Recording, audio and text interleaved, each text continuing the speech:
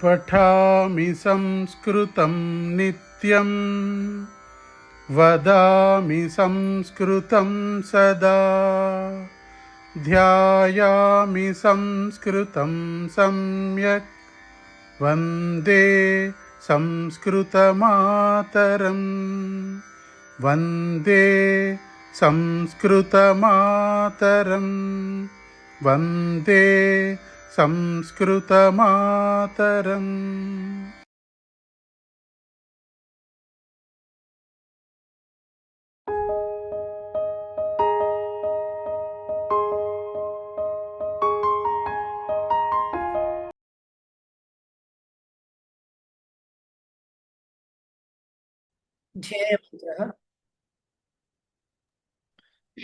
ध्येयमन्त्रः पठामि संस्कृतं नित्यं वदामि संस्कृतं सदा ध्यायामि संस्कृतं सम्यक् वन्दे संस्कृतमातरम्। संस्कृतस्य प्रसाराय नैजं सर्वं ददाम्यहम्। संस्कृतस्य सदा भक्तो वन्दे संस्कृतमातरम्। संस्कृतस्य कृते जीवन् संस्कृतस्य कृते यजन् आत्मानमाहुतं मन्ये वन्दे संस्कृतमातरम्। वन्दे संस्कृतमातरम्। ధన్యవాదాలు మహోదయ. ధన్యవాదాలు. చెప్పండి, ఫస్ట్ రివిజన్ క్లాస్లో చెప్పేయమంటారా? మీకున్న డౌట్లు అన్నా ఫస్ట్ అడుగుతారా? మనం ఏం చెప్పుకోవాలి క్లాస్ ఇవాళ మీరు డిసైడ్ చేయాలి. సెకండ్ పేపర్ చేసేసామా వెనకాల? లేదు మేడం, చేయలేదు. అది చేసిన తర్వాత డౌట్లు వస్తుండే, ఆ మధ్య మధ్యలో చూసుకోవచ్చేమో.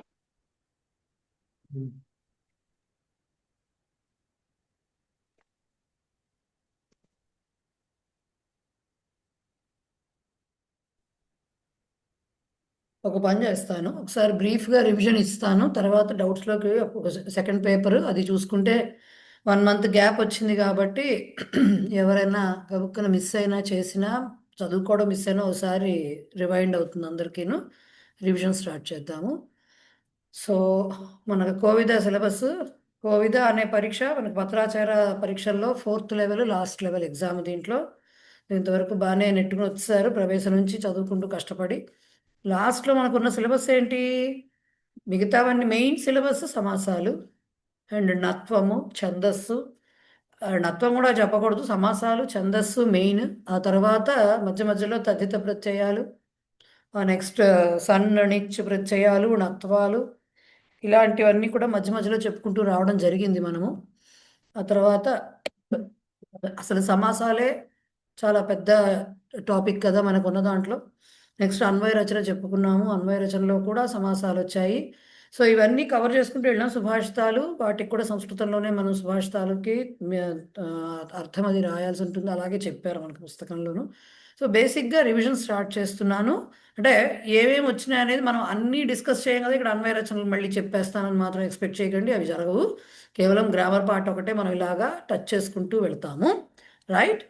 మళ్ళీ అన్వయ రచన చెప్పాలంటే మళ్ళీ 6 నెలలు కావాలి నాకు. ఓకే, చూడండి ఫస్ట్ ఈ వ్యాకరణాంశాలు మనం చేసినవన్నీ ఇవన్నీ కదా. సమాసాలు, తద్ధితాలు, తరప్తమ ప్రత్యయాలు, అండ్ దెన్ సామాన్య ప్రత్యయాలు కొన్ని మధ్య మధ్యలో ఏ ప్రత్యయమో చెప్పకపోయినా పితృవ్యహ ఇట్లాంటివి కూడా మనం యాడ్ చేసుకోవడం జరిగింది. నిచ్ సన్ ప్రత్యయాలు, అలంకారాలు, ఛందస్సు, డత్వం. అదిగాక సుభాషితాన్ని కవర్ చేశాము, అన్వయక్రమం కవర్ చేశాము, ఈ 3 వదిలేసాము. కావ్యకథ, సంస్కృత సాహిత్య పరిచయ, గ్రంథకార పరిచయ మనం చెప్పుకోలేదు క్లాస్లో. మిగతావన్నీ మనము సాధ్యమైనంత వరకు పుస్తకంలో ఇచ్చింది మిస్ కాకుండా అయితే చెప్పుకున్నాం. వీలైతే ఎక్స్ట్రానే చెప్పాం, కానీ 1-2 పాయింట్లు తక్కువైతే చెప్పుకోలేదు, రైట్? సో దీంట్లో ఫస్ట్ది సమాసాలకు వస్తే ఏం చెప్పుకున్న డెఫినేషన్. ఇప్పుడు మీకు ఈ స్లైడ్స్ ఇదివరకు కూడా పంపించాను, లెసన్ బై లెసన్ పంపించాను. ఇప్పుడు ఇవన్నీ కూడా ఒకటే ఈ పీడిఎఫ్లో పేజెస్ అన్నీ మొత్తం 24 పేజీలు ఉన్నాయి. అన్నీ ఒక్కొక్క పేజ్ అన్నీ కలిపి వచ్చేసాయి, మొత్తం 10 పాఠాలు అవి. అయితే ఎప్పుడైనా మీకు 5 మార్క్స్ క్వశ్చన్స్లో సంస్కృతంలో రాయమని ఇచ్చే క్వశ్చన్స్లో కేవలం ఏదైనా ఎస్సే లేకపోతే ఏదైనా టాపిక్ గురించే రాయమనకుండా ఇలా ఏమన్నా సమాసహ గురించి ఇచ్చినప్పుడు కూడా ఈ దీంట్లో ఉన్నది ఇలా రాసేసినా కూడా మార్క్స్ పడతాయి. కేవలం వాక్యం పూర్తి వాక్యం రాయకపోయినా అట్లీస్ట్ హెడ్డింగ్ పెట్టి అందుకని నేను దీన్ని సంస్కృతంలో ఇలాగే ఇవ్వడం జరిగింది. సో దట్ ఇవి చదువుకున్నా కూడా ఇవి రాసినా కూడా మీకు మార్క్స్ పడిపోతాయి. రైట్. సో అనేక పదానాం అర్థానుగుణం ఏకపదీభవన ప్రక్రియ. సమాసం అంటే ఏంటి? రకరకాల పదాలు కలిసి ఒక పదంగా ఏర్పడడం అనే ప్రక్రియ ఏదైతే ఉందో దాన్ని సమాస ప్రక్రియ అంటారు. దాన్ని సమస్త పదం అంటారు. దాని అర్థాన్ని వివరించే వాక్యాన్ని విగ్రహవాక్యం అంటారు. అలాగే ఈ సమాసం అనేది కేవలం సుబంతాల మధ్యలో జరుగుతుంది, కానీ తింగంతాల మధ్యలో జరగదు. రైట్. అలాగే ఎప్పుడూ కూడా సమాసం అని చెప్పుకున్నప్పుడు ఇప్పుడు ఎన్నిసార్లు మనం చెప్పుకున్నాము, అర్థం తెలియాలి పదాలకి. ఆ కాంటెక్స్ట్లో ఆ ఫలానా సందర్భంలో ఆ పదాలను ఎలా ఉపయోగించారో చూసుకుని అప్పుడు ఆ పదాల మధ్యలో ఉన్నటువంటి సంబంధాన్ని నిర్దేశిస్తూ అప్పుడు దానికి విగ్రహవాక్యము దానిది ఈ సమాసము అనే నిర్ధారణ చేయాలి. అంతేగాని జనరలైజ్డ్ టర్మ్స్ కింద టక్కుమని చెప్పకూడదు ఎప్పుడూ కూడా. చాలా సందర్భాల్లో ఓకే, కొన్ని ఉంటాయి వాటికి ఒకటే ఉంటుంది కాబట్టి అది ఒకటే చెప్తాం. కానీ మోస్ట్ ఆఫ్ దమ్ ఎప్పుడూ కూడా సమాసం నిర్ణయం చేయాలంటే పదాల అర్థం తెలియడం ఫస్ట్ పాయింట్. నెక్స్ట్ సందర్భం ఏమిటి, ఎక్కడ వాడుతున్నారు అనేది తెలియాలి. అప్పుడు ఆ పదాల మధ్యలో సంబంధాన్ని నిర్ధారించి ఆ తర్వాత ఇది ఫలానా సమాసము అని డిసైడ్ చేయవలసి వస్తుంది. అదే ఈ మొత్తంలో రాసిన ఇదన్నమాట, సంస్కృతంలో రాసాం. దీంట్లో భేదాలు చూసాము. తత్పురుషము, ద్వంద్వము, బహువ్రీహి, అవ్యయీభావ, ఈ 4 మెయిన్. తత్పురుషంలోనే మళ్ళీ కర్మధారయ, ద్విగుహు కూడా వస్తాయి. బట్ ఇవి రెండు కూడా చాలా వాటి విస్తృతత్వం వలన వాటిని కూడా సెపరేట్ సమాసాల కిందగా మనం ట్రీట్ చేశాము. But they are part of తత్పురుష. వీటన్నిటినీ మనం చదువుకోవడం జరిగింది. వాటిలో ఉండే ప్రభేదాలు ఒక్కొక్కటి కూడా మనం చూసుకోవడం జరిగింది. సో మొత్తం 6 రకాలు. సో తత్పురుషం అంటే ఏమనుకున్నాం, ఎప్పుడు సమాసంలో 2 పదాల మధ్యలో బేసిక్గా ఎప్పుడు చెప్పినా సరే విగ్రహవాక్యం అనేది ఎన్ని పదాలున్నా సమస్త పదంలో విగ్రహవాక్యం మాత్రం అట్ ఏ టైం, అంటే వన్ పర్టికులర్ పాయింట్ ఆఫ్ టైంలో 2 పదాలకు మాత్రమే జరుగుతుంది. సో 2 పదాలకు మాత్రమే జరుగుతుంది కాబట్టి ఆ 2 పదాలని పూర్వ ఉత్తర పదాలు అని చెప్పుకుంటాము. తత్పురుష సమాసం మెయిన్గా ఉత్తర పదార్థ ప్రధానం, అంటే 2వ పదం యొక్క ప్రాముఖ్యత ఎక్కువ ఉంటుంది తత్పురుష సమాసంలో అని చెప్పుకున్నాము. సో ఈ మాట గుర్తుపెట్టుకోవాలి. తత్పురుష సమాస ఉత్తర పదార్థ ప్రధాన అనేది. దాంట్లో సామాన్య తత్పురుషంలోనేమో విభక్తి పేర్లతోటి వచ్చే ఇవి ఉంటాయి 7ను. అలాగే నై ప్రభృతయాలనేమో 5 రకాలు ఉంటాయి. నై, కు, ప్రాది, గతి అండ్ ఉపపద సమాసాలని ఈ 5 రకాలు నై ప్రభృతయాకు ఉంటాయి. ఇవన్నీ కూడా అంటే నై తత్పురుష సమాస, కు తత్పురుష సమాస, ప్రాది తత్పురుష, గతి తత్పురుష, ఉపపద తత్పురుష. బట్ ఇవన్నీ డైరెక్ట్గా వీటికే ఉంటాయి కాబట్టి జనరల్గా తత్పురుష రాయం. బట్ విషయం ఏంటంటే మీకు దాన్ని ఏమంటారు, బహువ్రీహిలో కూడా నై బహువ్రీహి అని వస్తుంది. ప్రాది బహువ్రీహి కూడా ఉంది, మనకి సిలబస్లో లేదు, ఉన్నాయి అవి కాకపోతే అలాంటివన్నీ కూడా. సో ఇవి బేసిక్గా తత్పురుషంలో మనకు చెప్పినవి. దీనిలో ఇవన్నీ దీంట్లో చూసుకునేట్టుగా పెట్టడానికి మనం ఏం చేసామంటే ఇలా ఒక టేబుల్ రాసుకున్నాము అన్నీను. సో సామాన్య తత్పురుషం అంతా కూడా మనకు ఎట్లా వస్తుంది, విభక్తి పేర్లతో వస్తుంది కాబట్టి ప్రథమ నుంచి సప్తమి వరకు వెళ్ళాము. దీంట్లో ఈ టేబుల్లో ఈ లెఫ్ట్ సైడ్లో ఈ కాలంలో ఇచ్చినవన్నీ కూడా సమాసం పేర్లు, అంటే తత్పురుష కూడా ఉండాలి. తత్పురుష పైన హెడ్డింగ్ పెట్టాం కాబట్టి ప్రథమ అని రాసేసాం అంతే. దాంట్లో పూర్వపదము ఉత్తర పదము ఎలా ఉండాయి, ఉదాహరణలు ఏంటి అనేది ఇచ్చాము ఇక్కడ. రైట్. బేసిక్గా పూర్వపదంలో అంటే మళ్ళీ మళ్ళీ మళ్ళీ మళ్ళీ చెప్తున్నాను, మనకి సిలబస్లో ఇచ్చినంత వరకు మాత్రమే మనం కవర్ చేసాము. సమాసాలు చాలా విశాలమైన విషయము. దాని గురించి తవ్విన కొద్దీ ఇంకా సూత్రాల కొద్దీ ఎక్సెప్షన్స్ కొద్దీ చాలా మార్పులు చేర్పులు అన్నీ వస్తాయి. కాబట్టి ఇక్కడ ఇచ్చినంత వరకు చూసుకున్నప్పుడు మనకి ఇచ్చిన ఎగ్జామ్ వాళ్ళు ఏం రూల్స్ లాగా ఇవ్వలేదు మన పుస్తకంలో. మనం ఏం చేసాము, ఇచ్చిన ఎగ్జాంపుల్స్ని బట్టి మనకి ఎంతవరకు అవసరమో అంతవరకు రూల్ లాగా పెట్టుకున్నాం మనం, అంతే. సో పూర్వ అపర ఉత్తర అర్థ అనేవి పూర్వపదంలో కనపడుతూ ఉంటాయి. అప్పుడు ఉత్తర పదము షష్ఠీ విభక్తిని ప్రాప్నోతి అని ఇచ్చాం. ఎప్పుడు షష్ఠీ విభక్తి వస్తుంది ఉత్తర పదానికి అంటే ఈ కండిషన్ ప్రతిదానికి ద్వితీయ విభక్తి వస్తుంది, తృతీయ విభక్తి వస్తుంది అని చెప్పిన కండిషన్ విగ్రహవాక్యానికి వర్తిస్తుంది. సమస్త పదంలో షష్ఠీ విభక్తి ఉంటుందని కాదు అర్థం. పూర్వపదంలో ఇది కనపడుతూ ఉంటే విగ్రహవాక్యం రాసేటప్పుడు షష్ఠీ విభక్తి రూపం రాస్తూ ఉత్తర పదానికి ఎక్స్ప్లెయిన్ చేస్తాము. అప్పుడు దాన్ని ప్రథమా తత్పురుష సమాసము అని అంటున్నాము అని చెప్తున్నాం. దానికి ఎగ్జాంపుల్స్ ఇచ్చాము. అర్ధదినం, ఇప్పుడు ఉత్తర పదం దినం, గ్రామ, ఫలం ఇలా ఉన్నాయి కాబట్టి వాటికి దినస్య, గ్రామస్య, ఫలస్య అని ఇచ్చాము. అర్థం అని పెట్టి అంటే హాఫ్ ఆఫ్ ద అని చెప్పడం అనమాట. దీనికి వేరే వేరే ఏంటి ఎగ్జాంపుల్స్. పీడిఎఫ్ పంపించారు మేడం? ఇది పంపించలే, ఇవాళ పంపిస్తాను. సో ఇది మనకి ప్రథమ అయింది. ద్వితీయ విభక్తికి వచ్చేసరికి మనకి విగ్రహవాక్యం రాసేటప్పుడు ద్వితీయ విభక్తి వస్తుంది దేనికి? పూర్వపదానికి వస్తుంది. మోస్ట్లీ అన్ని సామాన్యత తత్పురుషంలో ద్వితీయ నుంచి సప్తమి వరకు కూడా అన్ని విభక్తులు వచ్చేది పూర్వపదానికే వస్తాయి. విగ్రహవాక్యంలో రాసేటప్పుడు విభక్తి వచ్చేది పూర్వపదానికే వస్తాయి. దాన్ని బట్టే దాని యొక్క అంటే సమాసం పేరు ద్వితీయ తత్పురుష, తృతీయ తత్పురుష ఎట్సెట్రా ఎట్సెట్రా వచ్చే ఒక్క ప్రథమ తత్పురుషం మాత్రమే ఉత్తర పదానికి వస్తుంది విభక్తి రూపము. రైట్? యాక్చువల్గా ఇది వాడుకలో ఇలా ఉండదని చెప్పి ఇంకా కొంచెం గ్రామర్ లోతుకు వెళ్తే వేరే పేర్లు తెలుస్తాయి దానికి. సో ఇదనమాట. సో అలాగా ద్వితీయ విభక్తి ఇది ద్వితీయ తత్పురుష సమాసము అని అసలు ఎలా నిర్ణయిస్తాము? ఒక సమస్త పదాన్ని చూసి దాంట్లో ఉత్తర పదంలో శ్రితాతీత పతిత గత ప్రాప్త ఆపన్న ఈ పదాలు గనక ఉంటే అప్పుడు మనము అది ద్వితీయ తత్పురుషం అని చెప్పి అంటూ విగ్రహవాక్యం రాసేటప్పుడు ఆ సమస్త పదంలో ఉన్న పూర్వపదానికి ద్వితీయ విభక్తి పెట్టి రాస్తాము. సో ఇది ద్వితీయ. దానికి కృష్ణశ్రిత, గ్రామగత ఇలాంటివన్నీ, కోపపతిత ఇవన్నీ కూడా ఎగ్జాంపుల్స్ కింద మనం చెప్పుకోవడం జరిగింది. అలాగే తృతీయ తత్పురుష సమాసానికి కూడా ఉత్తర పదం చూడంగానే ఉత్తర పదంలో సదృశ, సమ, తుల్య, ఊన, మిశ్ర ఇలాంటి పదాలు ఉండడం కానీ, లేకపోతే పూర్వపదంలో ఒక కారణం ఏదైనా రీజన్ ఉండడం కానీ, లేదంటే పూర్వపదం ఏమో ఒక మిక్స్చర్ ఆఫ్ ఫుడ్ ఐటమ్స్ ఏదైనా మిక్స్ చేసేటప్పుడు దేన్నో మేజర్ ఐటెంలో ఒకటి ఏదైనా యాడ్ చేస్తున్నప్పుడు ఆ ఎడిషన్ కానీ వ్యంజనం మిశ్రీకరణం అంటే అది ఉత్తర పదంలో ఖాద్య పదార్థం ఉంటుంది. లేకపోతే ఒక ఉపకరణం ఉంటూ ఉపకరణాన్ని తాంత ప్రత్యయము కలుస్తూ ఉంటే కానీ ఇలా 4 కేసుల్లో మనకి తృతీయ తత్పురుష సమాసం వస్తుంది. అప్పుడు ఆ సమస్త పదంలో ఉన్నటువంటి పూర్వపదానికి తృతీయ విభక్తి వస్తుంది. దానికి సంబంధించిన ఎగ్జాంపుల్స్ మనం చెప్పుకున్నాము.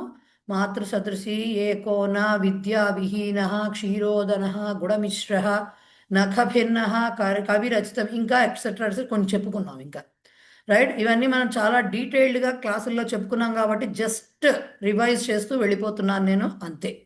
చతుర్థి తత్పురుష సమాసానికి మీకు ఇచ్చింది కేవలం బలిహిత సుఖరక్షిత అని మాత్రం అవే ఎగ్జాంపుల్స్ ఇచ్చారు.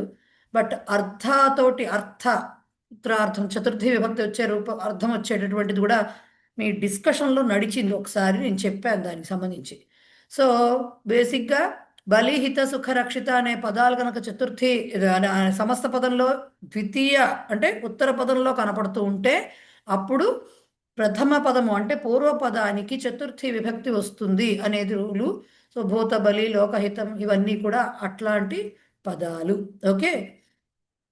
ఇంకా పంచమికి వచ్చేసరికి అతి ఈజీ అయినటువంటి అతి సులభమైనటువంటిది పంచమి ఒక్కటే.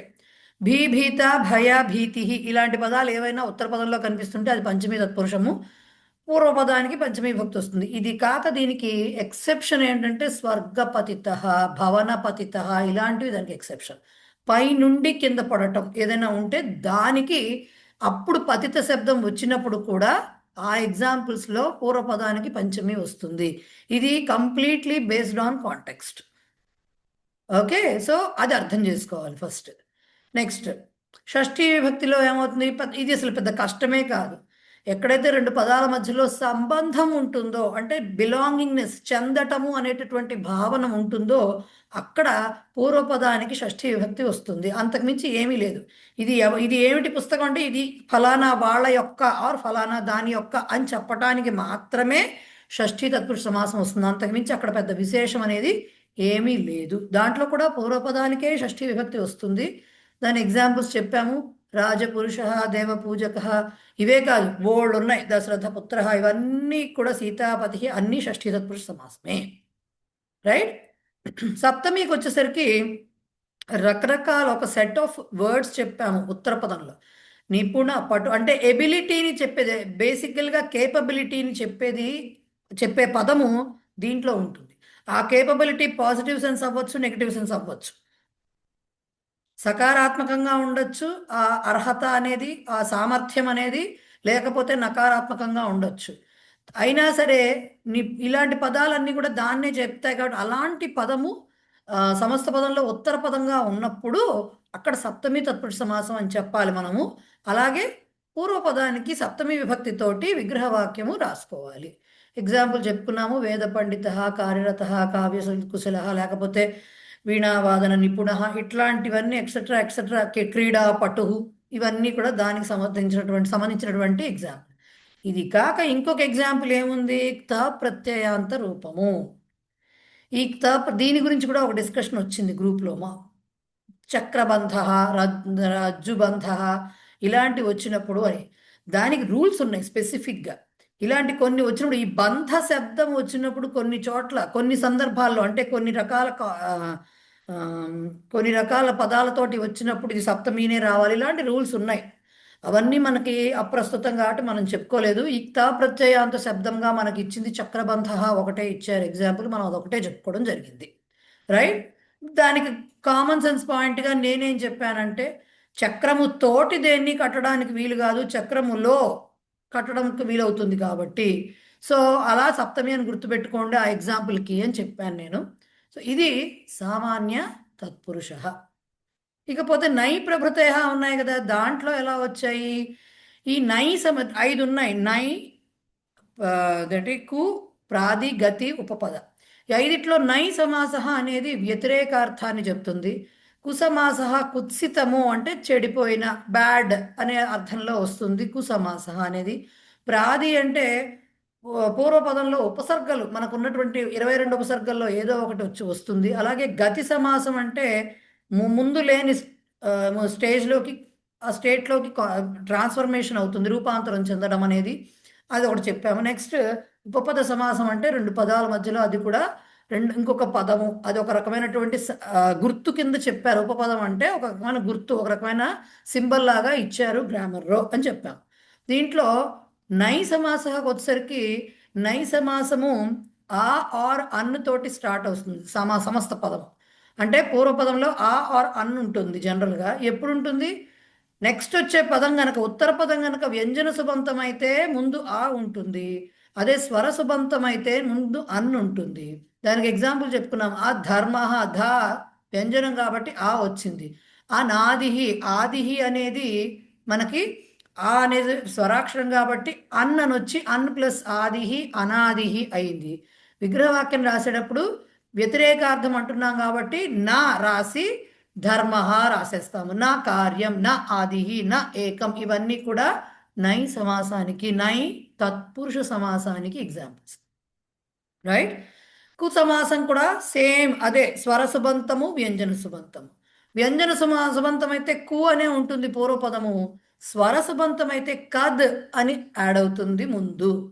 సో దానికి ఎగ్జాంపుల్, దానికి విగ్రహవాక్యం రాసేటప్పుడు కూని ఎక్స్ప్లెయిన్ చేయాలి. అక్కడంటే వ్యతిరేకార్థమే కాబట్టి నా పెడితే సరిపోయింది. కూని ఎక్స్ప్లెయిన్ చేయాలి, కుత్సిత అనే మాట రావాలి. ఈ మాట పక్కన వచ్చినటువంటి ఉత్తర పదము యొక్క లింగాన్ని బట్టి దీని యొక్క లింగం ఉంటుంది. పక్కన వచ్చిన పదము పుంలింగం అయితే కుత్సిత రాయాలి, స్త్రీలింగం అయితే కుత్సిత రాయాలి, నపుంసకలింగం అయితే కుత్సితం రాయాలి. అట్లాగే అది ఈ స్వర సుబంతం అయితే మళ్ళీ అది కద్, లేకపోతే వ్యంజనం అయితే కు వస్తుందని చెప్పాము. కుబుద్ధి, కుకర్మ, కదుపదేశ, కదన్నం, ఇవన్నీ కూడా దానికి ఎగ్జాంపుల్స్. వాటి విగ్రహవాక్యాలు కూడా మనం రాయడం జరిగింది. రైట్. ప్రాది సమాస వచ్చేసరికి ఏమవుతుంది, ముందు పూర్వపదంలో ప్రాదయ అంటే 22 ఉపసర్గా ఇవి ఉంటాయి పూర్వపదంలో. ఎప్పుడైతే ఈ 22 ఉపసర్గలు అన్నామో ఉపసర్గలకి మీనింగ్స్ ఉన్నాయి. ఇది ఆల్రెడీ మీకు ప్రవేశంలోనే తెలుసు ఆ విషయం. రైట్. ఉపసర్గలకి మీనింగ్ ఉంటుంది, ఆ మీనింగ్ని ఎక్స్ప్లెయిన్ చేస్తాము విగ్రహవాక్యంలో. దానికి కూడా వాళ్ళు డిఫైన్ చేసేసారు, ఈ ఉపసర్గ ఉంటే ఇలా రాయాలి అని వాళ్ళు డిఫైన్ చేసేసారు. సో కాబట్టి ప్రాచార్య అంటే ప్రగత అని రాయాలని, సుజన అంటే శోభన అనే పదం రాడాలని, అతిదేవ అంటే ఆ పదం చివరికి దేవం వస్తుంది, ఇక్కడ అతిక్రాంత అనే పదం రాయాలని వాళ్ళే చెప్పారు మనకి, మనం సొంతంగా పెట్టిన ఇది కాదు. సో అవొకటి మనం చదువుకున్నాం, కొన్నే వచ్చినాయి ప్రాదాయ మనకి, అవి చెప్పుకున్నాం, ఆ ఎగ్జాంపుల్స్ చెప్పుకోవడం జరిగింది. గతి సమాసాలలో ఏమిచ్చాము ఇక్కడ, అభూతపూర్వస్థితౌ పరివర్తనం. అభూతపూర్వ స్థితి అంటే ఏంటి? పూర్వస్థితి అంటే ముందు ఉన్న స్టేట్, అంటే ఒక స్టేట్ ఏదో. అభూతపూర్వ స్థితౌ అంటే ముందు లేని స్టెప్. అభూత అంటే లేని, ముందు లేనిది. భూతపూర్వ అంటే ఇది వరకు ఉన్నది అని. ఇది వరకు లేని స్థితిలోకి మారటము అనేది గతి సమాసం. గతి అంటే ఆ మూమెంట్ చెప్తుంది అనమాట. సో ఇప్పుడు దాంట్లో ఏమవుతుంది, మనకి సమస్త పదమేమో ల్యబంతంగా కనపడుతుంది, కానీ విగ్రహవాక్యంలో మాత్రం త్వాంతం రాస్తాము. ఓకే, సో అది ఎలా వస్తుందో మనం చెప్పుకున్నాం. గతి అంటే కూడా వ్యాకరణ శాస్త్రంలో ఒక సంజ్ఞ, ఒక పేరు పెట్టారు కొన్ని వర్డ్స్కి, అది గతి అవుతుంది, అంతకుమించి ఏమీ లేదు. సో శుక్లీకృత్య, సరళీకృత్య, స్వచ్ఛీకృత్య, దీర్ఘీకృత్య, ఉష్ణీకృత్య, ఇవన్నీ కూడా అలాంటి రూపాలే.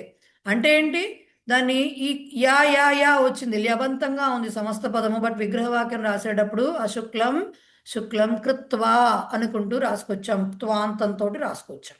అది గతి సమాసం.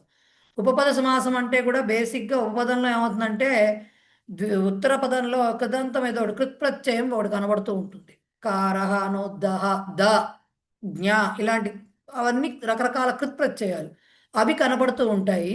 బట్ ముందు ఒక పదం ఏదైనా సరే, ఏదైనా ఒక రకమైన సంజ్ఞ అన్నారు కానీ ఉపపదం అనేది అది ఒక రకమైనటువంటి నౌనే, ఒక రకమైన నౌనే. అది కూడా మామూలు ఒక మాటే మనకు తెలిసినటువంటి, రైట్. కాకపోతే ఈ చివరి ఇచ్చినటువంటి ఆ కృత్ప్రత్యయాన్ని ఎక్స్ప్లెయిన్ చేస్తాము.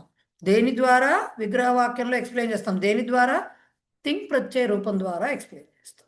ఎగ్జాంపుల్, కారహ అనుంది అంటే దాన్ని కరోతి ఇతి అని, జ్ఞః అనుందంటే జానాతి ఇతి అని, దహ అనుందంటే దదాతి ఇతి అని, ఇలాగా తింగ్ ప్రత్యయ రూపంతో విగ్రహవాక్యంలో ఈ కృత్ప్రత్యయాన్ని, ఈ కృత్ప్రత్యయంతో కూడినటువంటి ఈ మొత్తం పదాన్ని ఎక్స్ప్లెయిన్ చేస్తాము.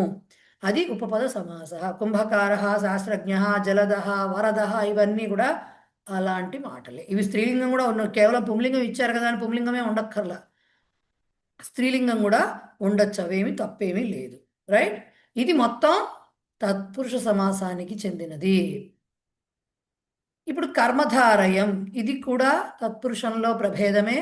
సో ఉత్తర పదమే ఇంపార్టెంట్ దీనిలో కూడా. అయితే ఇక్కడ విశేషణ విశేష్యయోహో సమాన రూపేణ పరివర్తనం అన్నారు. ఇక్కడ రెండు కూడా మారుతూ ఉంటాయి, లింగం అన్ని సేమ్ లింగంలో ఒకే రకంగా మారుతూ ఉంటాయి, అందుకని విశేషణ విశేష్యము అనే మాట వాడారు అక్కడ.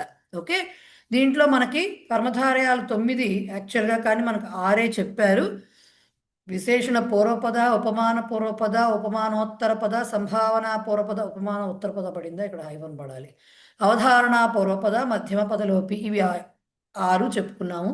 విశేషణ పూర్వపదం మీకు అందరికీ తెలుసు, పూర్వపదం విశేషణంగా ఉంటుంది, ఉత్తర పదంలో సుబంతం ఏదైనా ఒకటి విశేష్యం ఉంటుంది. నెక్స్ట్ ఉపమాన పూర్వపదంలో ఉపమానం ఉంటుంది, దేంతో అయితే కంపేర్ చేస్తున్నామో అది ఉంటుంది పూర్వపదంగా. సాధారణ ఏ క్వాలిటీ బేస్డ్ మీద కంపేర్ చేస్తున్నామో అది ఉత్తర పదంగా ఉంటుంది. ఉపమాన ఉత్తర పదంలో పూర్వపదమేమో దేన్ని పోలుస్తున్నామో ఆ వస్తువు ఉంటుంది, పక్కనేమో దేనితో పోలుస్తున్నామో ఆ వస్తువు ఉంటుంది, ఆ పదం ఉంటుంది ఉత్తర పదంలోను. అలాగే సంభావనలో ఏమవుతుంది, వ్యక్తివాచక విశేషణము, జాతివాచక కలెక్టివ్ నౌన్ ఒకటి ఉంటుంది ఉత్తర పదంలో, ప్రాపర్ నౌన్ ఒకటి ఉంటుంది పూర్వపదంలో. ఓకే, అవధారణ పూర్వపదం అంటే ఇదే అది అని చెప్పడం అనమాట. అంటే నిశ్చయ రూప విశేషణం అంటున్నారు దాన్ని.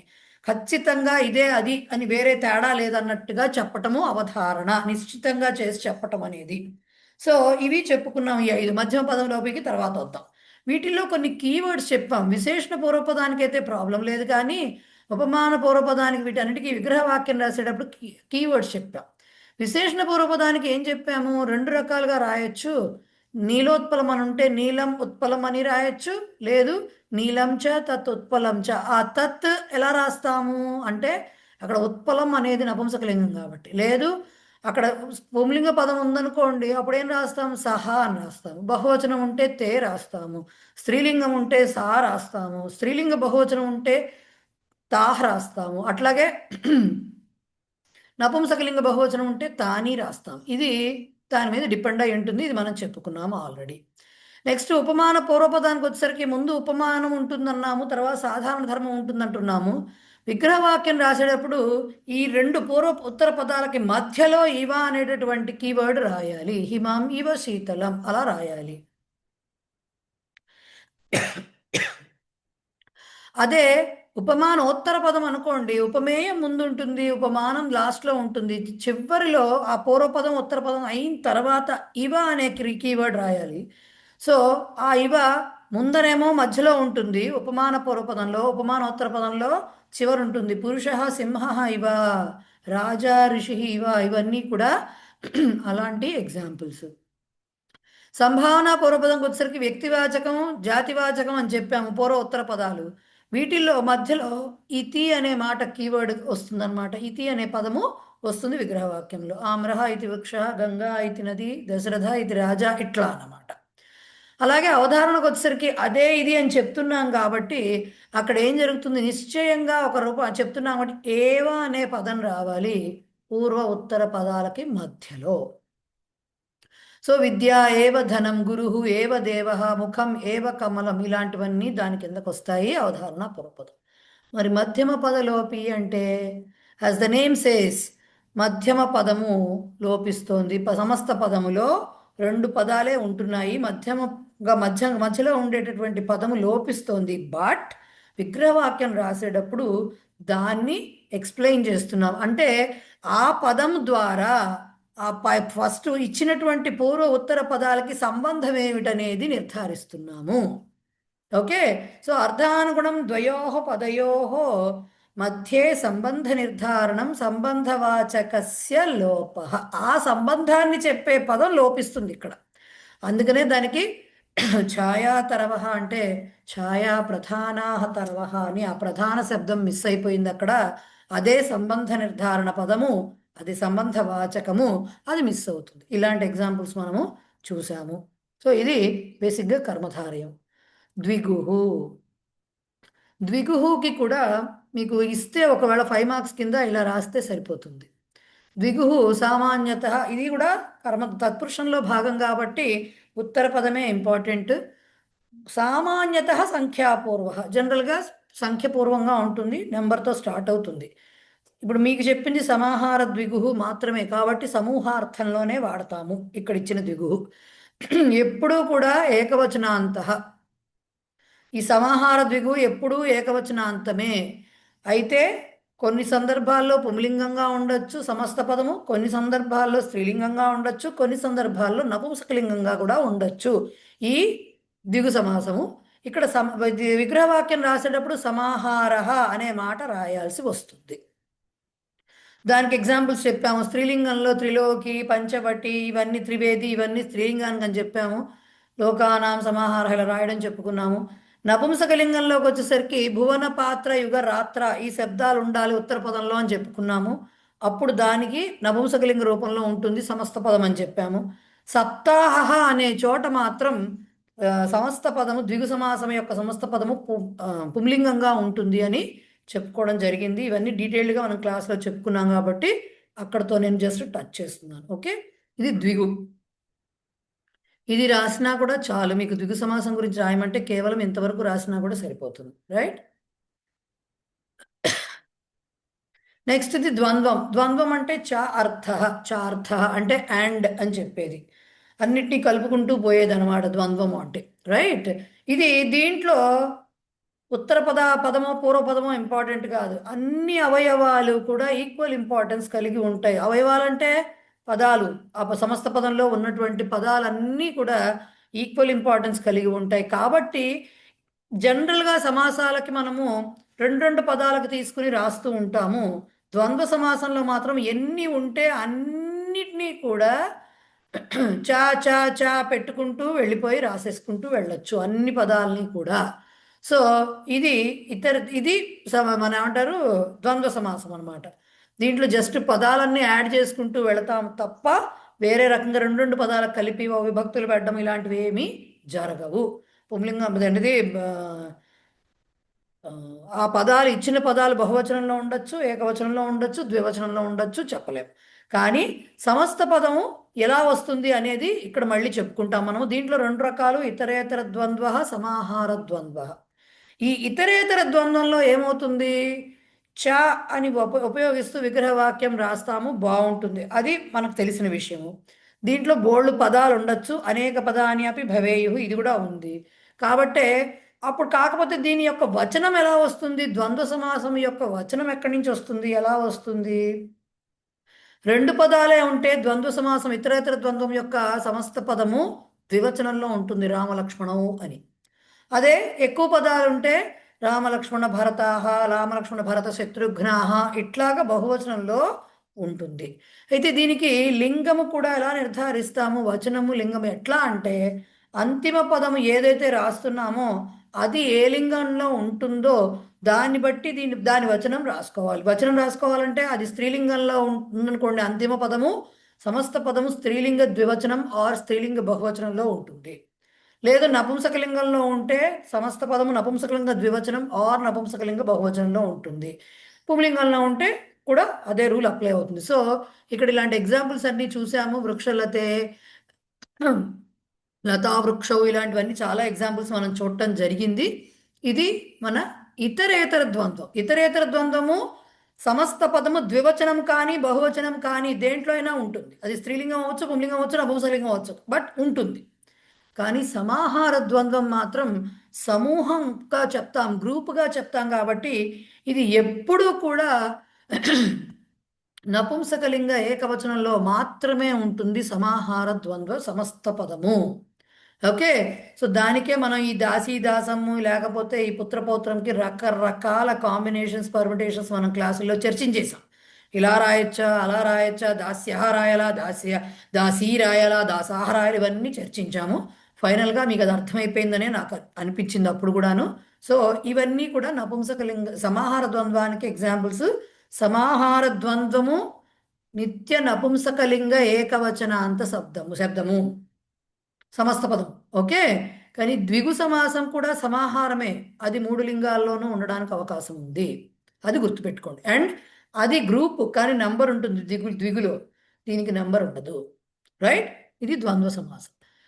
ఇక బహువ్రీహికి వచ్చేసరికి అన్య పదార్థ ప్రధాన. బహువ్రీహిలో ఉండే పదాలతోటి సంబంధం కాదు, ఈ పదాలు 2 రకరకాలుగా కలిసి వేరే దేన్నో నిర్ధారిస్తూ ఉంటాయి, వేరే దేని గురించో చెప్తూ ఉంటాయి. కాబట్టే ఇవి విశేషణాలుగా ఉపయోగపడతాయి. ఇది సమస్త పదము ఖచ్చితంగా వేరే పదానికి విశేషణం అయి ఉంటుంది. ఇది 3 లింగాలు, విశేషణము అన్నామంటేనే 3 లింగాలు వచ్చేసినట్టే అక్కడ. రైట్, సో విగ్రహవాక్యం రాసేటప్పుడు ఎత్తత్ రూపాలు రాసాం కదా, యస్యా హసా యస్మిన్ తత్, ఇలాంటివన్నీ రాసుకుంటూ వచ్చాం చాలా. సో ఎత్తత్ రూపాలు రాస్తాము. అలాగే విశేష్యము అంటే ఈ 2 పదాలు కలుస్తూ దేన్నైతే, అంటే బహువ్రీహి సమస్త పదము దేనిని వర్ణిస్తోందో, అంటే దేని యొక్క ఏ విశేష్యానికి విశేషణంగా ఉంటుందో ఆ విశేష్యము యొక్క లింగాన్ని అనుసరిస్తుంది. రాముడిని గురించి చెప్తూ ఒక ఆజానుబాహుడు అన్నామనుకోండి, అప్పుడు రాముడు పుంలింగం కాబట్టి ఆజానుబాహు పుంలింగంలోనే ఉంటుంది. విశాల నేత్ర అని చెప్పాల్సి వచ్చింది అనుకోండి, అది స్త్రీలింగంలో అమ్మాయిని వర్ణిస్తున్నాం కాబట్టి ఇది కూడా ఏమవుతుంది, ఆ ఎత్తత్ రూపాలు కూడా స్త్రీలింగంలో రాసుకోవాల్సి వస్తుంది. ఇలాగే మనం చాలా చెప్పుకున్నాము ఎగ్జాంపుల్స్.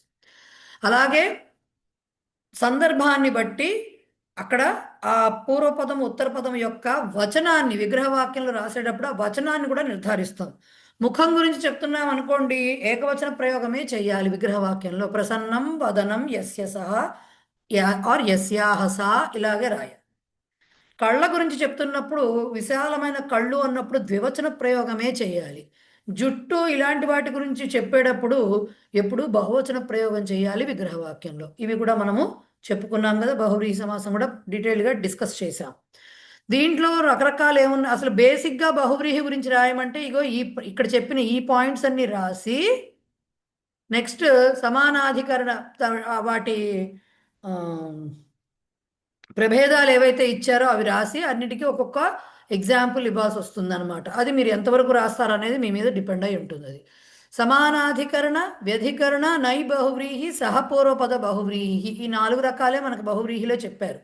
సమానాధికరణం అంటే 2 పదాలు కూడా విగ్రహవాక్యం రాసేటప్పుడు సేమ్ విభక్తిలో ఉంటాయి. సేమ్ విభక్తిలో ఉండడం అనేది సమాన విభక్తి అంటారు. దాన్నే సమానాధికరణము అంటారు. దానికి మనం ఎగ్జాంపుల్స్ చూసాము. ప్రసన్నం ముఖం యస్, ప్రసన్న ముఖ, పీతాంబర, ధృతపుష్ప, ఇవన్నీ కూడా అలాంటి ఎగ్జాంపుల్స్. వ్యధికరణంలో వ్యధికరణంలో మీకు రెండు పూర్వ ఉత్తర పదాలు, విగ్రహవాక్యంలో పూర్వ ఉత్తర పదాలు వేర్వేరు విభక్తుల్లో ఉంటాయి. అది కూడా మోస్ట్లీ సప్తమి, ప్రథమ అండ్ సప్తమిల్లో ఉంటాయి. పూర్వపదం ప్రథమ అండ్ ఉత్తరపదం సప్తమి, అలా ప్రథమ సప్తమి మోస్ట్లీ అలాగే కనపడతాయి మనకి. దానికి శూలపాణి, కుసుమాస్త ఇవన్నీ మనం చెప్పుకున్నాం. అలాగే నై బహువ్రీహికి కేవలం అక్కడ పైన మన నై తత్పురుషకి ఎట్లయితే ఆ అన్ను చెప్పామో స్వర సుబంతం, దీనికి కూడా అట్లాగే వస్తుంది. కాకపోతే విగ్రహ వాక్యం రాసేప్పుడు అక్కడ కేవలం నా అని మాత్రమే రాసాము. ఇక్కడ నా విద్యతే అని రాయాలి. ఓకే, సో అధన ఇది మరి బహువ్రీహి పదము, బహువ్రీహి సమస్త పదం విశేషణం కాబట్టి ఎవరినైనా ఉద్దేశిస్తూ కాబట్టి లింగాలు మారుతూ ఉంటాయి కాబట్టి అధనః, అపుత్రః ఇలాంటివన్నీ డిఫరెంట్ ఫామ్స్ మనకు కనిపిస్తూ ఉంటాయి. దానికి విగ్రహం వాక్యం కూడా నా విద్యతే ధనం యస్య సహ, ఆర్ నా విద్యతే విద్యా యస్య సహ, ఆర్ నా విద్యతే బలం యస్యాహ సా, ఇలా రాయాల్సి వస్తూ ఉంటుంది అన్నిటికీను. రైట్, దీంట్లో ఇప్పుడు అపుత్రః అనే ఒక పదం ఉంది అంటే అది నై తత్పురుషం అవ్వచ్చు, నై బహువ్రీహి అవ్వచ్చు, సందర్భాన్ని బట్టి. నై తత్పురుషం అంటే వాడు పురుషుడే, వాడు కొడుకే కాదు అని చెప్పడం అపుత్రః. లేదు నై బహువ్రీహి అంటే ఎవరికైతే పిల్లలు లేరో, పిల్లలు లేని వారు, సంతానలేమి ఉన్నవాళ్ళు, వాళ్ళు అపుత్రః అని చెప్తాము. ఇది కాంటెక్స్ట్ని బట్టి కానీ మనం డిసైడ్ చేయలేము ఇలాంటివి ఇస్తే. లేదు ఏమీ లేదు ఊరికేనే అపుత్రః ఇచ్చారు ఎగ్జాంపుల్లో అంటే ఏది రాసినా కరెక్టే. కానీ సందర్భం ఇస్తే మాత్రం దాన్ని బట్టే రాయాలి. రైట్, సో అది నై బహువ్రీహి సహ పూర్వపద.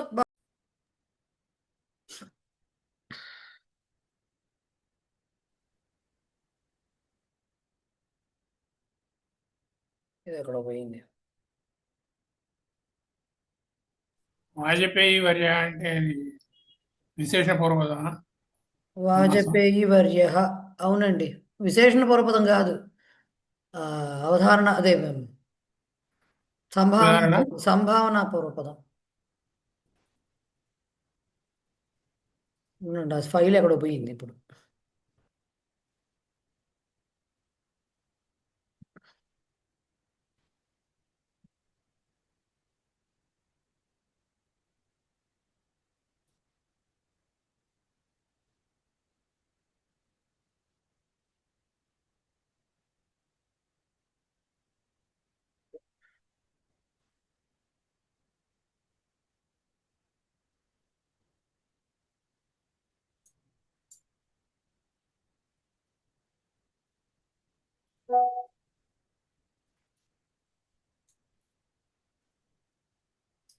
ఎవరో నేను ఇది చేసినట్లేను.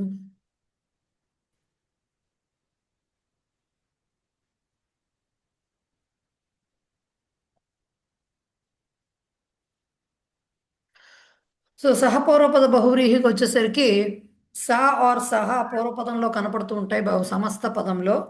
తర్వాత ఒక పదం ఏదో ఒకటి సుబంతం వస్తుంది. సో దాన్ని రాసేటప్పుడు సహ వర్తతే ఇతి అనేది రాయాలి విగ్రహవాక్యంలో. సో స లక్ష్మణ అనే సహ లక్ష్మణేన సహ వర్తతే ఇతి, అట్లా అది పుంలింగ శబ్దమే అయి ఉండాలని రూల్ లేదు. స్త్రీలింగంలో కూడా ఉండొచ్చు. ఎవరిని ఎక్స్ప్లెయిన్ చేస్తున్నాం, వాళ్ళతో ఎవరిని డిస్క్రైబ్ చేస్తున్నాం వాటితోటి అనే దాని మీద ఇది సీత ఆర్ సమిత్ర ఇలాంటివన్నీ కూడా ఎగ్జాంపుల్స్ మనం చెప్పుకోవడం జరిగింది. బేసిక్గా విగ్రహవాక్యంలో సహ వర్తతే ఇది కనపడుతుంది, సమస్త పదంలో స ఆర్ సహ కనపడతాయి. ఇది సహపూర్వపద. దీంతో బహువ్రీహి కూడా అయిపోయింది. రైట్, నెక్స్ట్ అవ్యయీభావ సమాస లాస్ట్. మళ్ళీ చెప్పి విసిగిస్తున్నాను అనుకున్నా సరే, అవ్యయీభావ సమాసంలో మీకు చెప్పిన అవ్యయాలు కేవలం 6.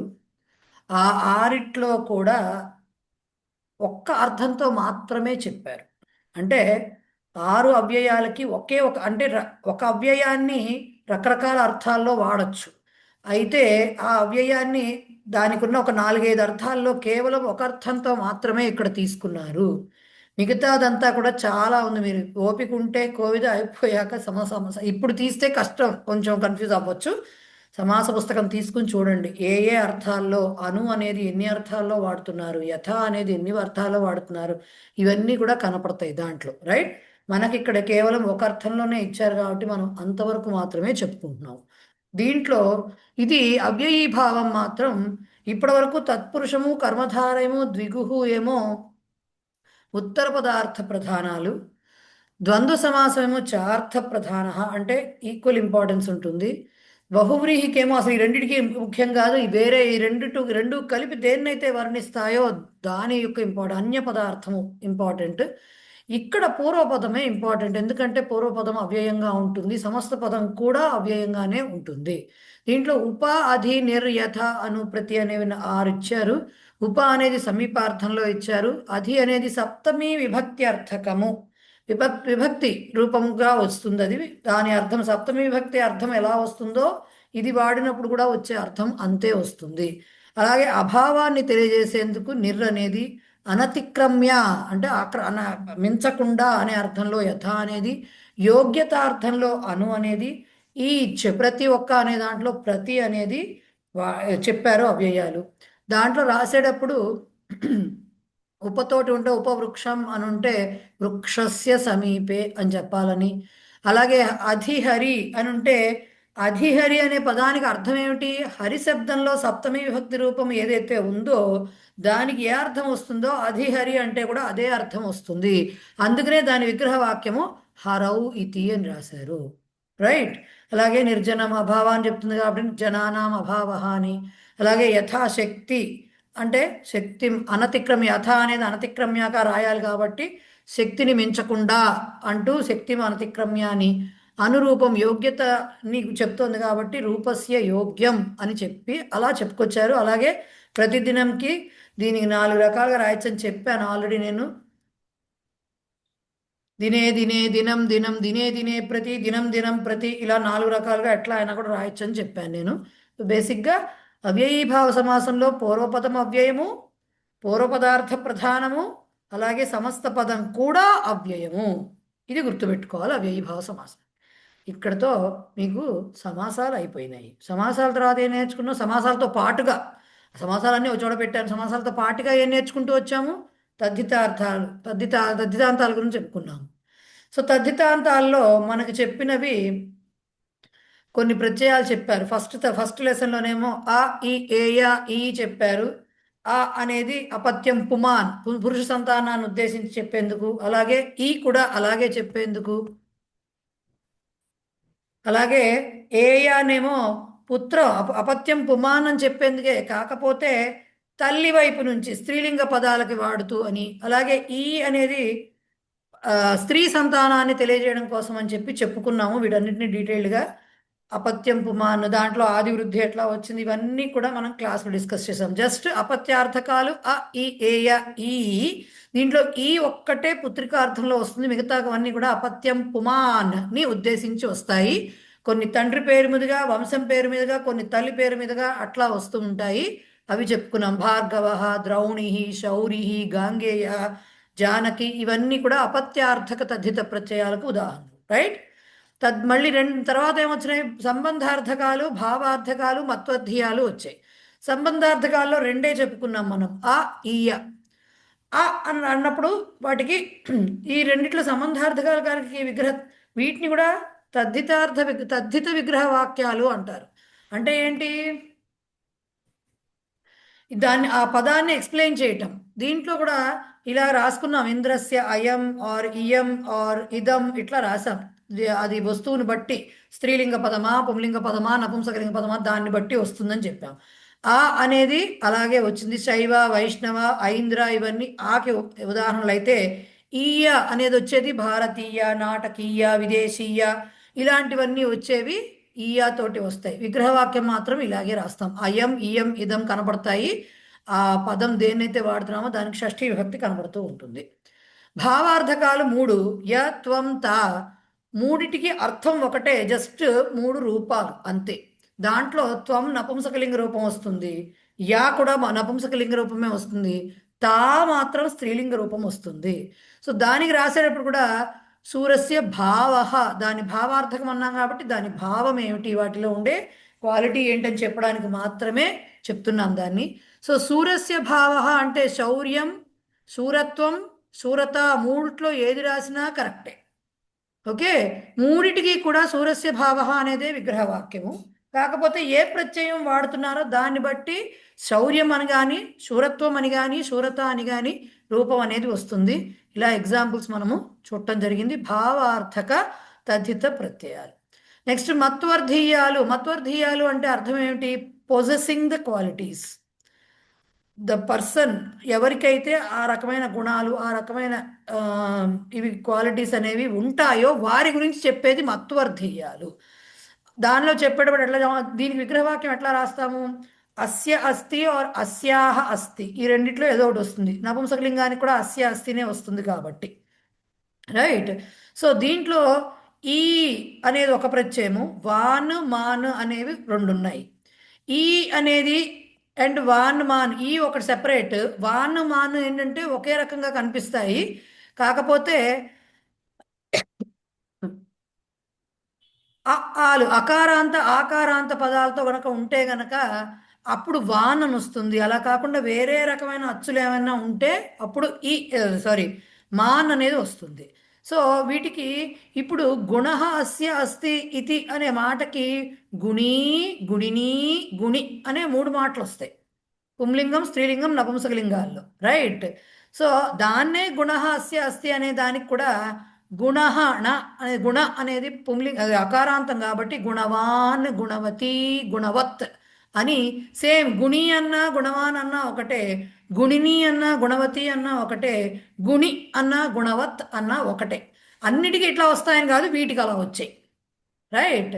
అలా కాకుండా శక్తి, యుక్తి, లేకపోతే బుద్ధి ఇట్లాంటివన్నీ, శ్రీహి ఇట్లా వచ్చినాయనుకోండి, ఇవన్నీ అకారం కాదు, ఆకారం కాదు, వేరే స్వరం అవి. కాబట్టి వీటికి మనము మాన్ అనే ప్రత్యయాన్ని వాడతాము. శక్తిమాన్, బుద్ధిమాన్, ధృతిమాన్, ద్యుతిమాన్ ఇలాంటివన్నీ చెప్పుకున్నాం మనము. సో ఇవి మత్వర్ధీయాలు, మత్వర్ధీయ తద్ధిత ప్రత్యయాలు, రైట్. ఇవి తద్ధితాంతాలు సెకండ్ లెసన్లో చదువుకున్నవి. మూడవ లెసన్లో ఏం చదివాం? తద్ధిత ప్రత్యయాల్లో తరప్తమ ప్రత్యయాలు. మల్లీశ్వరి గారు ఒక్క నిమిషము. తరప్తమ ప్రత్యయాలు చెప్పుకున్నాము, రైట్. తరప్తమ ప్రత్యయాలు అంటే ఇద్దరిలో కంపారిజన్ చెప్పేటప్పుడు తర అనే మాట వాడతాము, ఎక్కువ మందిలో అయితే తమ వాడతాము. స్త్రీలింగ, పుంలింగ, నపుంసకలింగాలు తరహ, తరా, తరం అని, తమహ, తమా, తమం అని వస్తాయి. అవి విశేషణ పదాలకి చేరతాయి కాబట్టి, ఎందుకంటే డిగ్రీస్ ఆఫ్ కంపారిజన్ అంటే విశేషణానికే ఉంటాయి, అడ్జెక్టివ్స్కే ఉంటాయి కాబట్టి విశేషణ పదాలకు అవి చేరి డిపెండింగ్ అపాన్ ద జెండర్, ఆ లింగాన్ని బట్టి వీటికి కూడా మారుతూ ఉంటాయి. అవి చెప్పుకున్నాము. అవి కాకుండా కొన్ని రకాలవి చెప్పుకున్నాము. ప్రత్యయాలు ఏమిటో చెప్పకుండా పదాలు మాత్రమే చెప్పారు మనకి. వాటికి మనం లిస్ట్ కూడా సంస్కృతంలో రాసి పంపించాను నేను మీకు, తెలుగులో ఇస్తే వాళ్ళు. పితృభ్య, మాతామహ, వైయాకరణ, హస్తన, కంఠ్య, ఔష్ఠ్య, దంత్య ఇలాంటివి, పాశ్చాత్య, తత్రత్య, అత్ర ఇలాంటివన్నీ కూడా రాసుకున్నాం మనం, రైట్. అదొకటి. అది కాక తద్ధితాంత అవ్యయాని అని ఈ యత్ తత్ సర్వ కిం శబ్దాలకి వాడి రూపాలు తెచ్చుకుంటాయి. అవేంటివి? 5 అవ్యయాలు ఉంటాయి. థా, త్ర, తహ, దా, దానీం అనేవి. ఇవి ఈ శబ్దాలకి వాడినప్పుడు ఎట్లాంటి రూపాలు వస్తాయనేది యథా, కథం, కుతః, తత్ర, యత్ర, అత్ర, తత్ర ఇలాంటివన్నీ వస్తాయని మనము తెలుసుకున్నాము. అలాగే కుతః, ఇదానీం, తదానీం ఇలాంటి మాటలన్నీ కూడా, ఇవన్నీ కూడా తద్ధితాలే, కాకపోతే అవ్యయాలు, తద్ధితాంత అవ్యయాలు ఉంటాయి అవిని. ఇలా 3 పాఠాల్లో తద్ధిత ప్రత్యయాల గురించి తెలుసుకోవడం జరిగింది మనం, రైట్. తర్వాత ఇప్పుడు చెప్పండి మల్లీశ్వరి గారు, మీకేం డౌట్? మ్యామ్ అది మత్పద్యాల్లోనూ వాటిల్లోనూ కొంచెం ఒకసారి కిందకి దింపరా మ్యామ్? సార్ చిన్న డౌట్. అక్కడ ఏంటంటే మనకి ఇక్కడ చూడండి మేడం, మీరు సూరస్య భావ, సూరస్య భావ, సూరస్య అంటే స్త్రీలింగానికి భావ అని రాశారు. అంటే భావ, భావ, భావం అలా రాయరు.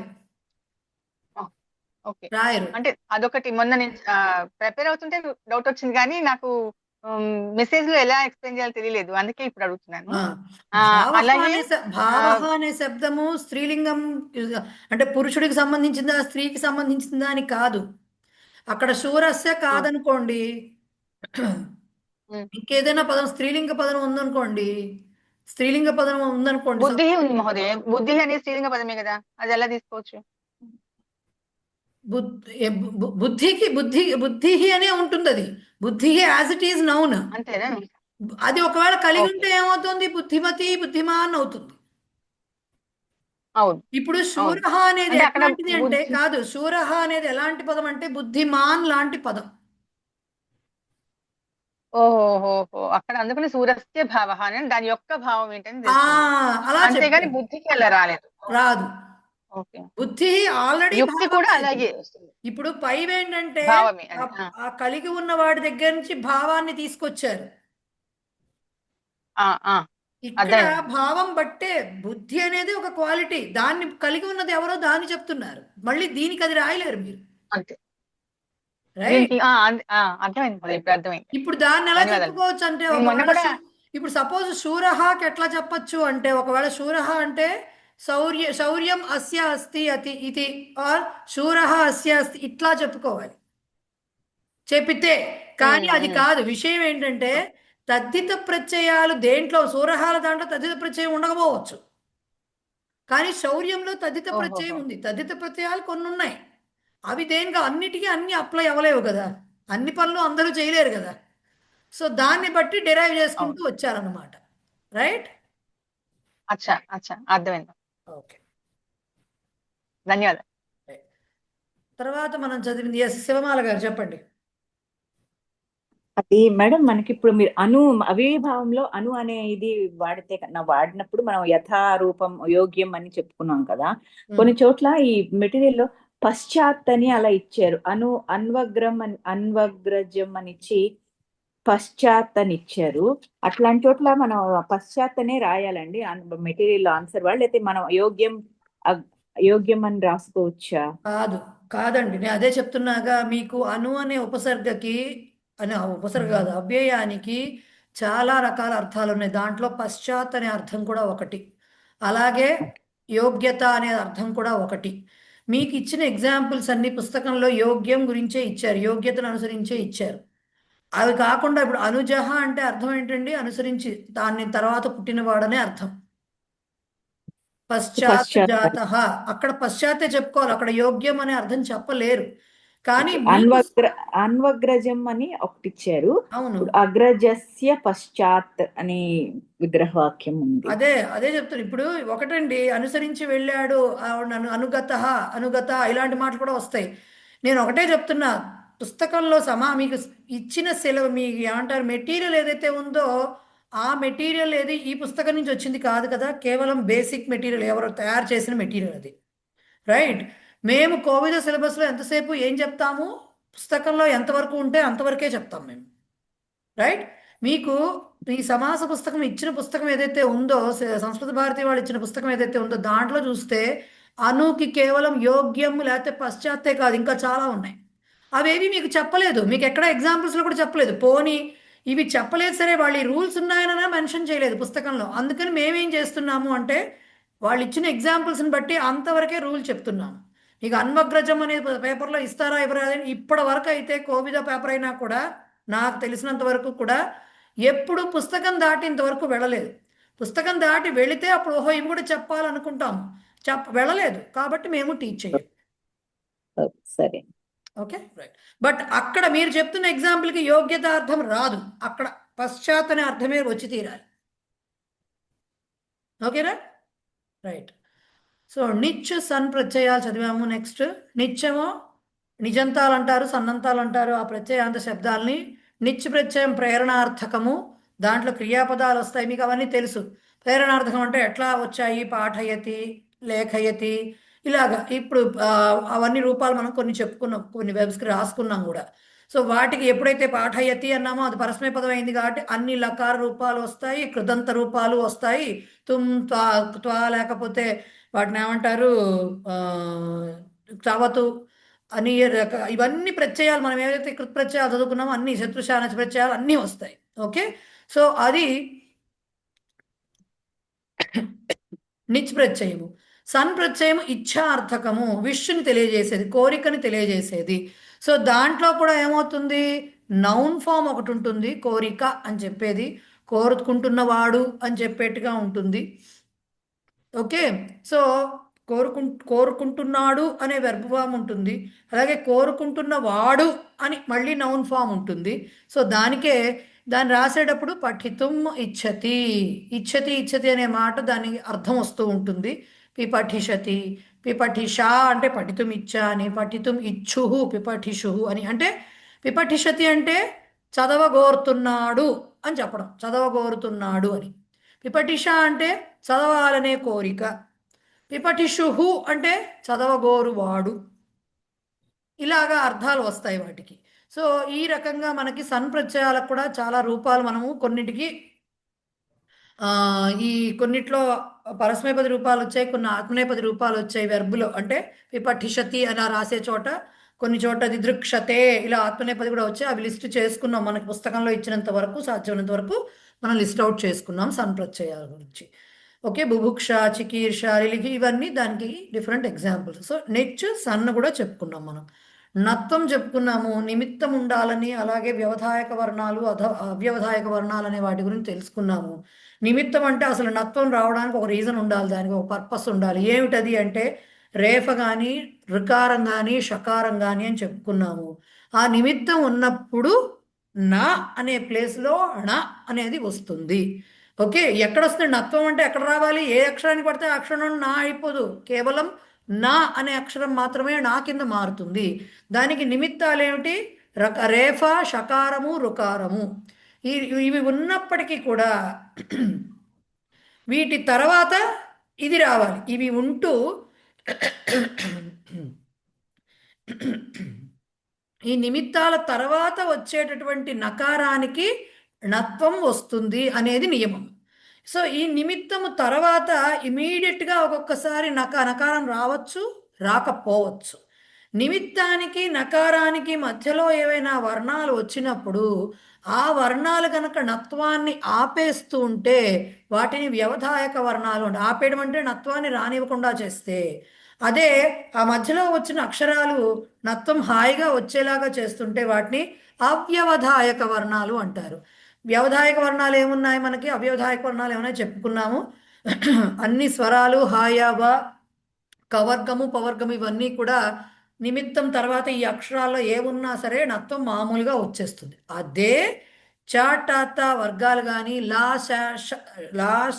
సా కానీ గనక వస్తే అప్పుడు ఎక్కడ నిమిత్తానికి నకారానికి మధ్యలో కనుక ఈ అక్షరాలు వస్తే నా కింద మారదు అని చెప్పుకున్నాము. ఎగ్జాంపుల్స్ చెప్పుకున్నాం దానికి. ఈ నత్వం అనే రూల్ పదాంత నకారానికి వర్తించదు. అంటే రామాన్, హరీన్, ఋషీన్, గురూన్ ఇలా ఉన్న చోట్ల నా కింద మారదు. పదాంత నకారానికి ఇది వర్తించదు నత్వము అని చెప్పుకున్నాం మనం. రైట్. ఇందులో అలంకారాలు చెప్పుకున్నాము, శబ్దాలంకారాలని అర్థాలంకారాలని ఉంటాయని. శబ్దాలంకారాలు జస్ట్ టచ్ చేశారు. చేకాను ప్రాస, వృచ్చను ప్రాస, యమకం వాటి గురించి మనం పెద్దగా ఏం చేయలేదు, జస్ట్ ఒక చిన్న ఎగ్జాంపుల్స్ ఇచ్చి వదిలేశారు. అర్థాలంకారాలకు వచ్చేసరికి మాత్రం ఉపమ, రూపక, శ్లేష, అతిశయోక్తి, అర్థాంతర న్యాస అని 5 అలంకారాలు చెప్పారు. దాంట్లో ఉపమాలంకారం అంటే పోలికని చెప్పేది, సాదృశ్యం. దేనికి ఉపమానానికి, ఉపమేయానికి. పోల్చబడే వస్తువుకి పోలుస్తున్న అంటే దేనితో పోలికకి, యాక్చువల్గా చెప్పాలంటే పోల్చబడే వస్తువుకి, పోలిక చెప్పే వస్తువుకి రెండిటికి కూడా సాదృశ్యం అంటే పోలిక చెప్తున్నారు కాబట్టి రెండిటికి కంపారిజన్ అనేది జరుగుతోంది. కాబట్టి దీంట్లో 4 అట్రిబ్యూట్స్ ఉంటాయి. ఉపమేయం, ఉపమానం, సాధారణ ధర్మ, ఉపమావాచకం.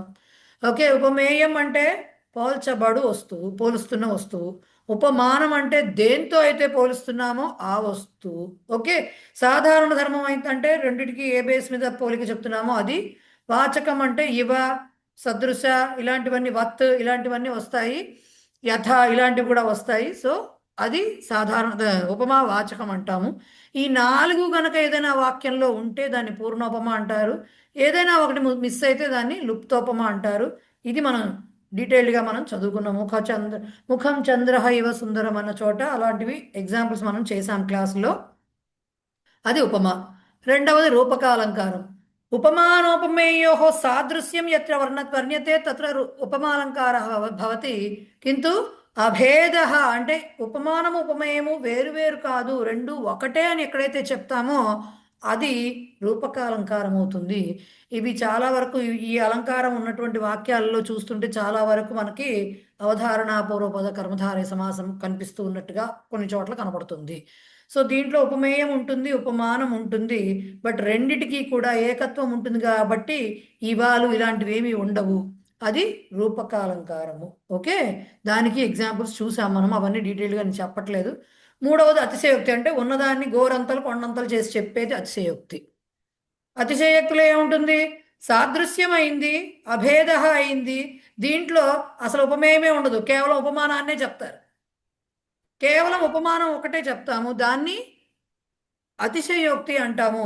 పశ్య నిలోత్పల ద్వంద్వం అంటే కళ్ళు అనే మాట రాకుండా, పోల్చవలసిన వస్తువు ప్రసక్తి రాకుండా కేవలం దేంతో పోలుస్తున్నామో దాన్ని ఒక్కదాన్నే చెప్తున్నప్పుడు అక్కడ అతిశయోక్తి అలంకారం అంటాము. దీంట్లో కూడా మనము డిఫరెంట్ ఎగ్జాంపుల్స్ మనం ట్రై చేసాం, రైట్. నెక్స్ట్ అర్థాంతర న్యాసలో ఎప్పుడూ కూడా రెండు వాక్యాలు ఉంటాయి. ఒకటి జనరల్ స్టేట్మెంట్ సామాన్య వాక్యము, ఒకటి స్పెసిఫిక్ స్టేట్మెంట్ అది విశేష వాక్యం. ఏదో ఇది దాంతో కానీ అది దీంతో కానీ సపోర్ట్ చేయబడుతుంది, అంటే సమర్థించబడుతుంది. అలాంటి దాన్ని అర్థాంతర న్యాస అంటారు. దీంట్లో వచ్చిన వ్యక్తి పేరు చెప్తూ గనక మనం వ్యక్తి పేరు ఫలానా అన్నట్టుగా ఒకళ్ళని ప్రత్యేకించి ఉద్దేశించి చెప్తూ ఉంటే అది విశేష వాక్యం అవుతుంది. అలా కాదు, జనరల్గా అందరూ చెడ్డవాళ్ళు అన్నట్టుగా జనరల్గా చెప్పేస్తుంటే అది సామాన్య వాక్యం అవుతుంది. సో దేంతో పోలుస్తున్నాం అనేది అక్కడ కాంటెక్స్ని బట్టి మాత్రమే అర్థమవుతుంది మనకి. అది ఎలా రాయాలి ఎగ్జామ్లో అని కూడా మనం చెప్పుకోవడం జరిగింది. ఇచ్చినప్పుడు వాక్యము, దానిలో విశేష వాక్యం ఏమిటి, సామాన్య వాక్యం ఏమిటి, ఏది దేంతో సమర్థించబడింది, కాబట్టి ఇది దీంతో సమర్థించబడింది కాబట్టి ఇది మనకి అర్థాంతర న్యాస అలంకార అని రాయవలసి ఉంటుంది. లాస్ట్ది శ్లేషాలంకార. శ్లేష అంటే 2 మీనింగ్స్, 2 ఆర్ మోర్ దాన్, అంటే డిఫరెంట్ మీనింగ్స్, విభిన్న అర్థాలు రావటము. దానికి కూడా అంటే విభిన్న అర్థాలు దేనికి వస్తాయి?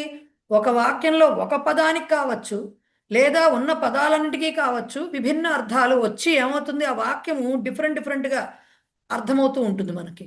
సో 2 విభిన్న అర్థాలని వాక్యం మొత్తం కూడా ఇస్తుంది, కేవలం పదం ఇవ్వడం కాదు. పదం యొక్క అర్థం మారితే వాక్యం యొక్క అర్థం మారినట్టే కదా. సో అలా మారుతుంది, దాన్ని శ్లేషాలంకార అన్నారు. దాంట్లో కూడా ఎలా రాయాలో మనకి ఇక్కడికి ఎగ్జాంపుల్ కూడా నేను ఇక్కడే మీకు పంపించానప్పుడు ఇక్కడ మళ్ళీ ఇచ్చాను. సో ఈ విధంగా మీరు పరీక్షలో కూడా రాయవలసి ఉంటుంది అడిగితే, ఒకవేళ శ్లేషాలంకారం అడిగితే. ఓకే, సో ఇది శ్లేష, అక్కడికి అలంకారాలు అయినాయి. నెక్స్ట్ ఛంద చదువుకున్నాము. ఛందస్సులో గురువు లఘువులు అంటే వేటిని అంటారని, గురువు లఘువులకి చిహ్నాలు ఏముంటాయని, ఇవన్నీ కూడా ఛందస్సులో మనం చెప్పుకున్నాము. అక్షరాలు కౌంట్ చేయాలి, కౌంట్ చేసేటప్పుడు లెక్క పెట్టేటప్పుడు కేవలం వ్యంజనం ఉంటే అది అక్షరం అవ్వదు, స్వరసహితంగా ఉన్నదే అక్షరం అవుతుంది. కేవలం స్వరం అక్షరమే మళ్ళీ, కానీ వ్యంజనం కాదు అని చెప్పుకున్నాము. సో లఘువులు ఏమిటి, గురువులు ఏమిటి అన్నీ ఆల్రెడీ గుర్తున్నాయి అనుకుంటున్నాను నేను, రైట్. బట్ గుర్తులు ఏమిటి అవన్నీ ఈ స్లైడ్లో చెప్పడం జరిగింది.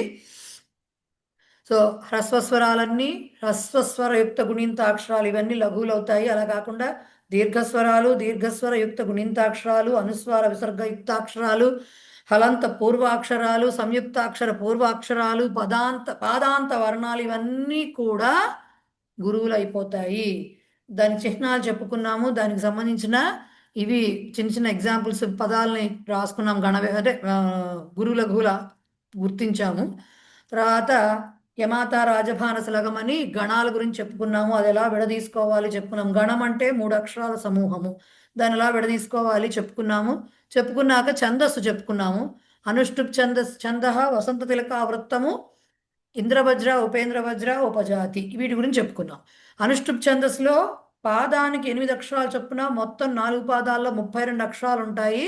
దాంట్లో ప్రతి పాదాలు గురువులు ఎక్కడుంటాయి, లఘువులు ఎక్కడుంటాయి చెప్పుకున్నాం. అన్ని పాదాల్లో 6వ అక్షరములు గురువులు అవుతాయని, అలాగే 5వ అక్షరములు పంచమం లఘు సర్వత్రా చదువుకున్నాం కదా. సో 5వ అక్షరాలు లఘువులు అవుతాయని, అలాగే 1-3 పాదాల్లో 7వ అక్షరాలు గురువులు అవుతాయని, అలాగే 2-4 పాదాల్లో 7వ అక్షరాలు లఘువులు అవుతాయని చెప్పి మనము చదువుకోవడం జరిగింది. సో ఇవి ఈ అనుష్ఠుప్ ఛందస్సు దానికి సంబంధించిన ఎగ్జాంపుల్ అంటే దీంట్లో కాదు, మీకు అనుష్ఠుప్ ఛందస్సు గురించి రాయమని చెప్తే 5 మార్కులకి మీకు ఇదివరకు పంపించాను కదా అనుష్ఠుప్ ఛందస్సుది ఎలా ఉంటాయి అని దాన్ని విడదీసి అన్ని చూపించాం కదా ఎక్కడెక్కడ అది రాస్తే సరిపోతుంది, రైట్? అలాగే వసంత తిలకా వృత్తం అంటే పాదానికి 14 అక్షరాలు ఉంటాయి. వసంత వసంత తిలక తభజ జగౌ గహ అంటే త భ జ జ అనే గణాలు 2 గురువులు, చివరిలో 2 గురువులు ఉంటాయి. సో 4 గణాలు కాబట్టి 4 గురువులు 12 ప్లస్ 2 గురువులు 14 అక్షరాలు ఉంటాయి, రైట్? సో తభజ జగ ఇవి వస్తాయి. దాన్నే మీరు గణ విభజన చేసి చెప్పచ్చు, ఆ ఉక్త వసంత తిలక అనేది చెప్పచ్చు. లేకపోతే మనం చెప్పుకున్నాం శ్రీ వెంకటాచలపతే తవ సుప్రభాతం అది వస్తుందని చెప్పుకున్నాం, అదైనా చేసుకోవచ్చు. అలాగే ఇంద్రవజ్ర ఉపేంద్ర వజ్ర 2 ఒకలాంటివే. ఇంద్రవజ్ర ఉపేంద్ర వజ్రకి ఒక్క గణమే తేడా, రెండిటికి 11 అక్షరాలే ఉంటాయి, ఒక్క గణమే తేడా ఉంటుంది రెండిటికిను. ఏమిటది? మొట్టమొదటిదేమో స్యాదింద్ర వజ్ర ఎదితవు జగవు గహ అంటే తాతజ గగ అంటే తాతజ 2 గురువులు వస్తేనేమో ఇంద్రవజ్ర, జతజ జతజాస్తతో గౌ అంటే జతజ గణాలు వచ్చి 2 గురువులు వస్తేనేమో ఉపేంద్ర వజ్ర అవుతుంది. అదొక్కటే ఒక్క గణమే తేడా, మొట్టమొదటి గణమే తేడా, మిగతా అక్షర సంఖ్య అన్నీ సేమ్ ఉంటాయి రెండిటికి. ఉపజాతనం ఎప్పుడంటాం మరి? ఎప్పుడైతే ఒక పద్యంలో ఒక శ్లోకంలో ఇంద్రవజ్ర ఉపేంద్ర వజ్ర 2 గనక ఉంటే వృత్తాలు అంటే 1 2 ఇంద్రవజ్ర 3 4 ఉపేంద్ర వజ్ర ఉండొచ్చు, లేకపోతే 1 3 ఇంద్రవజ్ర 2 4 ఉపేంద్ర వజ్ర ఉండొచ్చు, లేదంటే వైసి వర్సా ఉండొచ్చు. ఇలా ఉన్నప్పుడు దాన్ని ఉపజాతి వృత్తంలో ఉందా శ్లోకము అని చెప్తాము. సో అంటే దీన్ని బట్టి ఏం తెలిసింది? ఉపజాతిలో కూడా 11 అక్షరాలే ఉంటాయి, ఎందుకంటే ఉండేది ఇంద్రవజ్ర ఉపేంద్ర వజ్ర అనే కదా. సో ఇది 4 వృత్తాలు. ఇవన్నీ కూడా మీకు ఇప్పటి వరకు మనం క్లాస్లో డిస్కస్ చేసినటువంటి గ్రామర్కి బ్రీఫింగ్ ఇవ్వడానికే గంటం పోగొట్టింది. అంటే చూడండి మరి ఇంకా నేను డీటెయిల్డ్గా వెళ్ళలేదు, ఎగ్జాంపుల్స్ దగ్గర నుంచి మళ్ళీ ఎక్స్ప్లెయిన్ చేసుకుంటూ వెళ్ళకపోతేనే గంటం పో, రైట్? ఓకే ఫైన్, ఇది మీకు రివిజన్. రావు గారు చెప్పండి సార్. శమకాలంకారానికి శ్లేషాలంకారానికి కొంచెం మాట డిఫరెన్స్ చెప్తారా? ఒకటేనండి, ఒకటి శబ్దాన్ని బట్టి వచ్చేది ఒకటి, ఒకటి అర్థాన్ని బట్టి ఒకటి వస్తుంది. యమకం అంటే మీకు రిపీటెడ్గా అక్షరము రిపీట్ అవుతుంది, ఇక్కడ అక్షరంతో లేదు, పదం కానీ అక్షరం కానీ రిపీట్ అవుతుంది ఇక్కడ దాంతో కాదు, ఆ పదం రిపీట్ అయినా దాని అర్థంలో మార్పు వస్తూ ఉండాలి. అక్కడ అక్షరం రిపీట్ అయినా చాలు, పదమే రిపీట్ అవ్వక్కర్లా యమకంలో, నాకు అర్థమైనంత వరకు అంతే.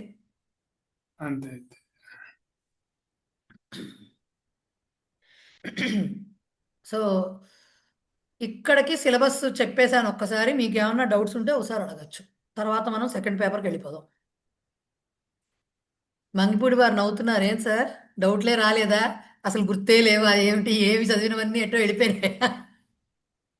మ్యూట్లో ఉన్నారు. నేను ఎక్కువగా చదవను, టెక్స్ట్ బుక్ లో ఉన్నదే చదువుతాను.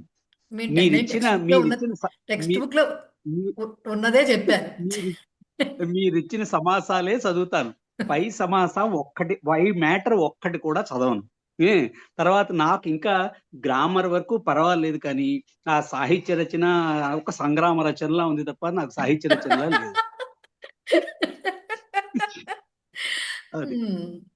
మీ ఇష్టం సార్, అంటే చెప్పవలసిన వాసిన చెప్పారు సంగ్రామ రచన సరిగ్గా. నిజమే మేడం, అది అసలు అవి చదువుతుంటే గుర్తుండట్లేదు, ఆ కవుల టయాలు, ఆ పేర్లు, బుక్స్ అన్ని తారుమారు అయిపోతున్నాయి. ఇప్పుడు నేను ఒకసారి పాస్ చేయాలేమో రికార్డింగ్, మరి నేను ఇలా చెప్తే బాగుంటుంది. రెండవ క్వశ్చన్ పేపర్ తీయండి, చేద్దాము గ్రామర్. రెండవ క్వశ్చన్ పేపర్ అంటే 235 నా పుస్తకంలో 241 ఎక్కడ ఎవరికి ఏ పుస్తకంలో ఉందో అది తీయండి, రైట్?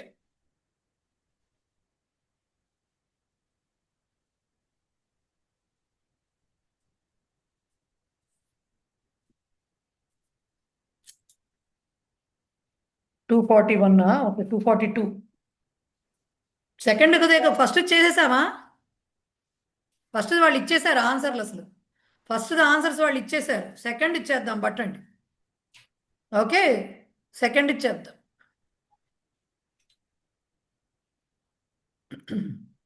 సూచితస్య సమాస ప్రభేదస్య ఉదాహరణం లిఖత. షణ్ణం అన్నారు, ఆరింటికి మనం అన్ని చేస్తాంగా, మనకు దాంతో సంబంధం ఉండదు. తృతీయ ఏమన్నారు? సూచితస్య సమాస ప్రభేదస్య ఉదాహరణం. తృతీయ తత్పురుషానికి ఒక ఉదాహరణ చెప్పండి.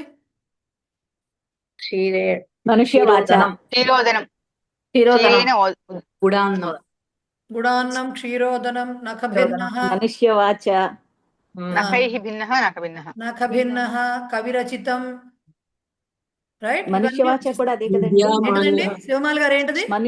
మనుష్యవాచ మనుష్యవాచ కూడా అదే. ఆ, కాదు విద్యామాన్య కాదు, మనుష్యవాచ తృతీయ తత్పురుషం ఎలా అవుతుంది చెప్పండి. మనుష్యస్య అవుతుందేమో. షష్ఠీ తత్పురుషం. మనుష్యస్య వచః. షష్ఠి అవుతుంది. ఓకే. షష్ఠి. మనుష్యస్య షష్ఠి. వాక్ మనుష్య వాక్ తయా మనుష్యవాచ. చివరికి విభక్తి వచ్చింది కానీ ఆ తృతీయ తత్పురుషం కాదు. 242 పేజా? పేజ్ 242నా? 242. సో ఇవన్నీ వస్తాయి. కవిరచితం, నఖభిన్న, క్షీరోదనం, గుడమిశ్ర, పితృతుల్య, పితృసమ, ఇవన్నీ వస్తాయి. రైట్. నెక్స్ట్ ద్విగు ఈకారాంత. ఎంత స్పెసిఫిక్ గా చెప్పారు? త్రిలోకి త్రిలోకి త్రిలోకి, త్రిపాది, త్రివేది, త్రిపాది. చతుర్వేది, ఇవన్నీ వస్తాయి. వ్యధికరణ బహువ్రీహి, శూలపాణి తోళపాణి స్థూలపాణి, గదాపాణి, ఇవన్నీ కూడా గదాపాణి. చంద్రమౌళి, చక్రపాణి చక్రపాణి, చంద్రమౌళి. ఇవన్నీ దానికి వస్తాయి ఎగ్జాంపుల్స్. లక్ష్మీ సురేష్ ఏమైనా అడగాలనుకుంటున్నారా? Okay fine. నై బహువ్రీహి, అపుత్రః అపుత్రః అపుత్రః అవిద్య కాకపోతే అబల. ఎగ్జాంపుల్ రాసి విగ్రహ వాక్యం రాయాలి, అప్పుడే తృతీయ తత్పురుష అని తెలుస్తుంది. ఓన్లీ నా ఎగ్జాంపుల్ విద్యతే రాసి వదిలితే కుదరదు. ఓకే. సో ఇలా ఇచ్చారనుకోండి, ఒకవేళ ఎగ్జామ్ లో మీకు ఇలా గనక ఇస్తే మీరు ఏది రాసినా పైన చెప్పుకున్న వాటి కూడా తృతీయ తత్పురుషంగానే కవిరచితం, కవినా రచితం అని రాయాలి. ఎగ్జాంపుల్ రెండు రాయాలి, సమస్త పదము విగ్రహవాక్యము రెండు రాయాలి. ఓకేనా? విభక్త్యర్థక నైబహురిహిలో ఆ.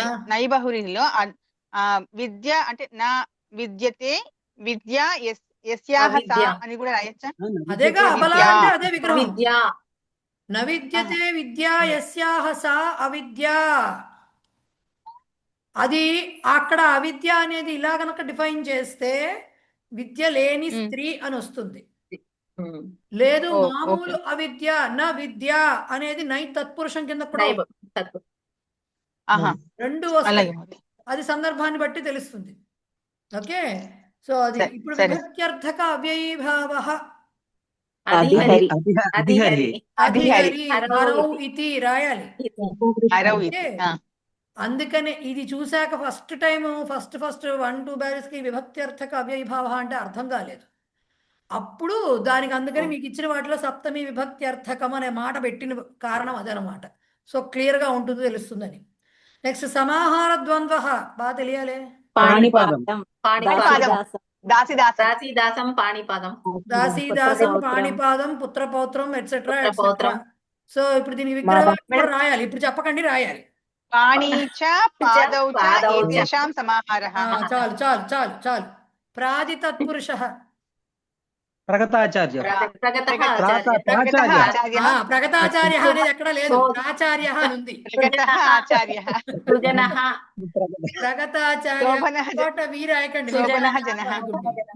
విచార్య అనుకోండి. ఇట్లాంటి పదాలు రాయకండి ప్లీజ్. ప్రాచార్య ఆర్ సుజన ఇలాంటివి రాయండి. రైట్. అదైంది. నెక్స్ట్ స్థూలాక్షరై నిర్దిష్టానాం పదానాం విగ్రహవాక్యాన్ని లిఖత. భీమార్జునౌ ఉభౌ అపి శూరౌ ఏవ. భీమార్జునౌ భీమశ్చ భీమశ్చ అస్య ఇతరేతర ద్వంద్వః. ఇతరేతర ద్వంద్వః వాళ్ళు అడగలేదు కానీ సమస్త పదం నేను అడుగుతాను, నాకు చెప్పాలి. సో భీమశ్చ అర్జునశ్చ భీమార్జునౌ ఇతరేతర ద్వంద్వః. రామః ప్రతిదినం వ్యాయామం కరోతి. దినం ప్రతి అవ్యయీభావ సమాసం. దినం దినం ప్రతి అవ్యయీభావః. హిమాలయ పర్వతః ఉన్నత శిఖరః అస్తి. ఉన్నతః ఉన్నతః శిఖరః విశేషపూర్వకం. విశేషపూర్వకం. ఉన్నత అందరూ ఇంపోజిషన్ రాయండి 1000 times. ఉన్నతాని శిఖరాణి. శిఖరాణి యస్మిన్ యస్మిన్ తొందరపాటు యస్మిన్ ఉన్నతాని సహ శిఖరాణి ఉన్నతాని శిఖరాణి యస్మిన్ సహ యస్మిన్ పర్వతః ఉన్నత యస్మిన్ సహ. శిఖరః. బహువ్రీహి. హిమాలయములు అంటే నెంబర్ ఆఫ్ కొండలు ఉంటాయి, దాంట్లో అన్ని ఎత్తైన శిఖరాలు ఉంటాయి. అది కేవలం ఒక శిఖరాన్ని ఉద్దేశించింది కాదు, అది హిమాలయ పర్వతానికి సంబంధించిన పదం అది.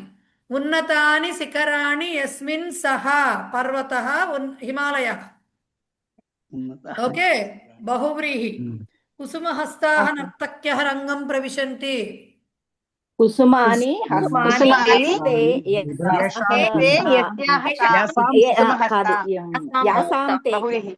యాసాం తాః యాసాంతే. ఎయిదర్ ఏతం సహ.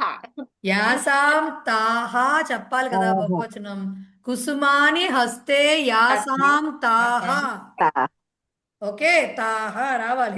బహువ్రీహి. మేడం కుసుమ హస్త అన్న పదం వస్తే మనకి క్లాస్ లో అయిన డిస్కషన్ గుర్తొస్తుంది మేడం. జైనముని శ్వేతాంబరం ధరతి. శ్వేతం అంబరం అంబరం. శ్వేతం అంబరం. అంబరం. తం తం తం. శ్వేతం అంబరం తం. తం ఎందుకండి రాదమ్మా, తమ్ము? తత్ వస్తుంది. ఓన్లీ అది శ్వేతాంబరం ఇదే కదా. అనేది నపుంసకలింగం. అంబరం తత్. తత్ వస్తుంది. శ్వేతం అంబరం కామ తత్. ఏ సమాసం? విశేషణ. ఓకే, శ్రీమాన్ శేషణ్ణః వీణావాదన నిపుణః ఆసీత్. వీణావాదనే సప్తమి తత్పురుష సమాసం. వీణావాదనే నిపుణః సప్తమి తత్పురుష సమాసము. లక్ష్మీ సరస్వత్యో ధనస్య విద్యాయాశ్చ అధిదేవతే. లక్ష్మీ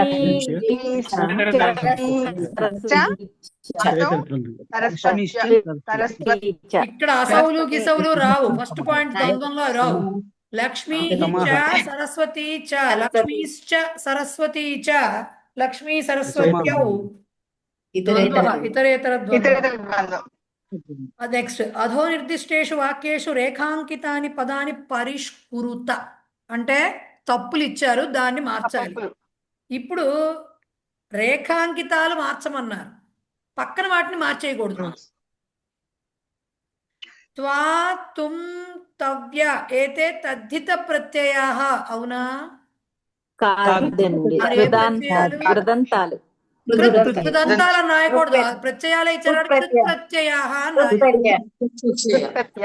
తద్ధిత ప్రత్యయాః అనే దాని మాట తీసేసి కృత్ ప్రత్యయాః అని రాయాలి. ఓకే, కావ్య కుశలః అత్ర బహువ్రీహి సమాసః. అవునా? కావ్యే కుశలః సప్తమి తత్పురుష. సో బహువ్రీహి తీసేసి సప్తమి తత్పురుషః అని రాయాలి. ఓకే, ఉపమాన పూర్వపదః అనిచ్చి తత్పురుషస్య ప్రభేదః అన్నారు. కర్మధారయస్య ప్రభేదః. మోహముద్గరః భర్తృహరిణా లిఖితః. శంకరాచార్య. బుక్లో కాలేశారు. అక్కడ అండర్లైన్ చేసిన పదం ఏంటి? మోహముద్గర. దాన్ని మార్చాలి మీరు, భర్తృహరిని మార్చేసి రైటర్ని మార్చేయకూడదు. సుభాషితాలు, సుభాషితాని, వైరాగ్య శతకం, నీతి ఇవి ఉన్నాయి కదా, అవి రాసుకోవచ్చు. భర్తృహరితో రాసిన ఏదైనా ఒక దీని పేరు, కావ్యం పేరు పెట్టాలి అక్కడ. అండర్లైన్ వర్డ్, ఇది గుర్తు పెట్టుకోవాలి. మీరు చెప్తూనే ఉన్నారు కానీ కొంచెం తొందరపడిపోయాను. మందిపుడి గారు ఏంటండి? అమ్మా, ఉపమాన పూర్వపద తత్పురుషస్య ప్రభేద అంటే కర్మధారి కూడా తత్పురుషుల ప్రభేద కదా. కరెక్టే, కానీ బేసిక్ గా మనం దేని అండర్లో చదువుకున్నాం, అందుకని కర్మధారయ అని రాయాలి. ఆ పేరులో ఉపమాన పూర్వపద కర్మధారయ సమాసం వస్తుంది కానీ తత్పురుష సమాస అని రాదు కదా, అందుకని కర్మధారయస్య ప్రభేద అని రాయాలి. ఓకే, సో లాస్ట్ వన్, ఉపమానోపమేయయోః అభేదః యత్ర వర్ణ్యతే తత్ర ఉపమాలంకారః అట. కరెక్టా? అమ్మయ్య, రూపకాలంకారః. ఇప్పుడు ఇది ఎవరైనా హ్యాండ్ రైజ్ చేయండి, వాళ్ళనే అడుగుతా. నేను మ్యూట్ చేస్తున్నా అందరిని, ఎందుకంటే ఇవి పెద్ద సమాసాలు, అందరూ మాట్లాడితే గందరగోళం అయిపోతుంది. భూత బలి సమర్పణం ఎవరు చెప్తారు? శివమాల గారు చెప్పండి. భూతేభ్యః బలిః చతుర్థి విభక్తి. విభక్త చతుర్థి తత్పురుష. భూతేభ్య బలిః భూత బల్యాయాహ సమర్పణం. మేడం, బల్యాయా కాదు, అనే మాట ఎక్కడ కనిపెట్టారండి? సమర్పణం, భూత హరిశబ్దం. బలేహే అమ్మయ్య. సమర్పణం. భూత బలేహ Sorry, సమర్పణం. భూత బలి సమర్పణం. భూత షష్ఠీ తత్పురుష. కరెక్ట్. భూతేభ్యః బలిః భూత బలిః చతుర్థి తత్పురుషः. భూత బలేః సమర్పణం భూత బలి సమర్పణం షష్ఠీ తత్పురుష సమాసః. ఓకే, నెక్స్ట్ది కుపురుష సేవ. ఎవరు చెప్తారు? శిరీష. కుపురుషः కుత్సితः పురుషः కుపురుషः కుపురుషస్య సేవ కుపురుష సేవ షష్ఠీ తత్పురుష. ఫస్ట్ది కుసమాసం. కుసమాస. కుత్సితः పురుషः కుపురుషः కుసమాసः. కుపురుషస్య సేవ కుపురుష సేవ షష్ఠీ తత్పురుష సమాసः. త్రిలోకీ ప్రభుః మల్లీశ్వరి. మహోదయ, త్రిలోకీ ప్రభుః, త్రయాణాం లోకానాం సమాహారः త్రిలోకీ సమాహార ద్విగుః త్రయాణాం లోకానాం ప్రభుః షష్ఠీ తత్పురుష సమాసः. అలా రాయకూడదుగా. త్రయాణాం లోకానాం సమాహారః త్రిలోకీ సమాహార ద్విగు. త్రిలోకి అని వచ్చేసాక దాన్ని రిలేట్ చేయాలి ఇప్పుడు ప్రభువు తోటి. అది ఏకవచనంలోనే ఉంది, ఈకారాంతంగా ఉంది. దాని యొక్క ప్రభువు అని చెప్పాలి. త్రిలోక్యాహ ప్రభుః త్రిలోకీ ప్రభుః అంటే గౌరీ లాగా వస్తుంది అది. సో త్రిలోక్యాహ ప్రభుః త్రిలోకీ ప్రభుః. ఎప్పుడైతే ఒకసారి సమాహారం చేసేసి గ్రూప్ అని పెట్టేశామో అది ఏకవచనం అయిపోయిందో దానిలాగానే విభక్తి చెప్పాలి, దాన్నే తీసుకుని. మళ్ళీ త్రయాణాం లోకానాం ప్రభువు అని చెప్పకూడదు. ఓకే, త్రయాణాం లోకానాం సమాహారః త్రిలోకీ సమాహార ద్విగుః త్రిలోక్యాహ ప్రభుః త్రిలోకీ ప్రభుః షష్ఠీ తత్పురుష సమాసః. నెక్స్ట్ది పాణిపాద ప్రక్షాళనం. సుధా గోపాల్ గారు చెప్పండి మేడం. పాణీ చ పాదౌ చ ఏతేషాం సమాహార ద్వంద్వ సమాసః. పాణి పాదస్య ప్రక్షాళనం షష్ఠీ తత్పురుష. కరెక్ట్. పాణీ చ పాదౌ చ ఏతేషాం సమాహారః పాణిపాదం సమాహార ద్వంద్వః. పాణిపాదస్య ప్రక్షాళనం పాణిపాద ప్రక్షాళనం షష్ఠీ తత్పురుష సమాసః. లాస్ట్ వన్ ప్రసన్న వదన పూజ. ఎవరు చెప్తారు? లక్ష్మీ సురేష్ చెప్పండి. ప్రసన్న వదన పూజ. ప్రసన్నం వదనం విశేషణ పూర్వపద కర్మధారేమో. తప్పు. ప్రసన్న వదనం వదనస్య పూజ అనశ్రమ షష్ఠీ తత్పురుష సమాసః. అమ్మా ఒకటి చెప్పండి, ముఖానికి పూజ చేస్తారా, ముఖం కలిగిన వాడిని పూజ చేస్తారా? ఎస్ సహా. మళ్ళీ చెప్పండి ఫస్ట్ నుంచి. ప్రసన్నం వదనం విశేషణ పూర్వపద అదే కర్మధారేమో. అన్న తప్పు అంటున్నా అక్కడే. సి ప్రసన్నమైన ముఖానికి ఒక్క నిమిషం.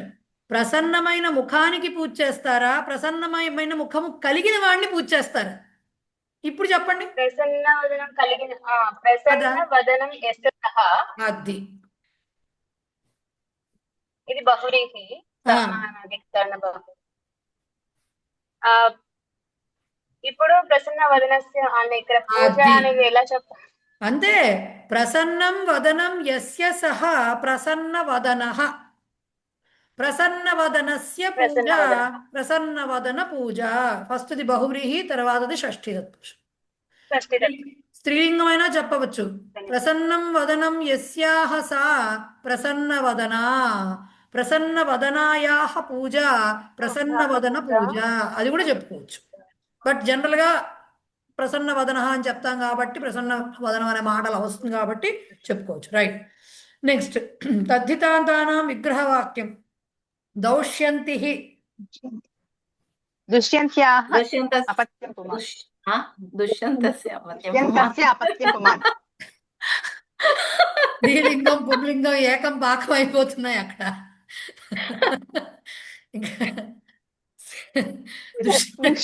కాసేపు నాకు కూడా డౌట్ వస్తుంది ఇప్పుడు ఏమిటి పరిస్థితి, ఈ పేరు గల స్త్రీ క్యారెక్టర్ ఎక్కడా వెళ్ళలేదే అని. దుష్యంతస్య అపత్యం పుమాన్ దౌష్యంతి. రాధేయః రాధాయాः రాధాయాः అపత్యం పుమాన్ రాధేయः రాధాయాः అపత్యం పుమాన్ రాధేయः శ్రీమాన్ శ్రీః యస్య యస్య శ్రీః యస్య అస్తి శ్రీమాన్ ఇతి అస్య రాయకూడదు అక్కడ అస్య రాయాలి అస్య శ్రీః అస్య అస్య అస్తి ఇతి శ్రీమాన్ పాశ్చాత్యః అస్య అని చెప్పా. ఓకే పాశ్చాత్యః పశ్చిమదేశే పశ్చిమదేశే జాతః పశ్చిమదేశే జాతః రైట్ జాతః. అశ్వవత్ అశ్వేన అశ్వేన తుల్యః. తుల్యః అశ్వేన తుల్యః శిరీష పరీక్ష పెట్టేనా రాసేస్తారా అమ్మో, వద్దు మామే. నేను ఏమంటారు ప్రిపేర్ చేస్తా క్వశ్చన్ పేపర్ చెయ్యండి మేడం, వాట్సాప్ లో ఇవ్వండి, మేము ట్రై చేస్తాం. వద్దులేండి తిట్టుకుంటారు మహోదయ, లేనిపోద్ది. నిజంగానే నాది- ఇవ్వండి. తిట్టుకోవచ్చు లేదు, మేడం, బాబోయ్, తిట్టుకోం నాకు మేడం, అంత నిజంగానే ఓపిక ట్రై లేదు, చేస్తాం దండం. మేడం. నాకంత ఓపిక లేదు దండం నిజంతం రూపం గ్రామర్ తస్య వరకే ఇవ్వండి మహోదయ, గ్రామర్ వరకే ఇవ్వండి. చాలా ఇంకేం ఇచ్చి వద్దు. చేసుకుంది చాలండి ఇంకెన్ని చేస్తారు నాకు అర్థం కాదు పేపర్ల మీద పేపర్లు మింగేస్తున్నారు ఓ పక్కన ఇంకా కావాలి ఏమిటో లేదు, చాలు మేము కొరత పేపర్ వచ్చేస్తుంది చేస్తున్నాం ఆల్రెడీ అప్పుడు. స్కేర్సిటీ 3 వస్తుంది పేపర్లు చేస్తాం. నిజంతం రూపం తస్య తవతు ప్రత్యయాంతం రూపం చ లిఖత గచ్చతి వాళ్ళ ఎగ్జాంపుల్ కూడా ఇచ్చారు నాలాంటిది అయితే చచ్చిన ఇవ్వదు గచ్చతి అయితే గమయతి గమితవాన్ రా స్మరతి స్మారయతి స్మారయతి స్మారయతి స్మారితవాన్ స్మారితవాన్. తిష్టతి స్థాపయతి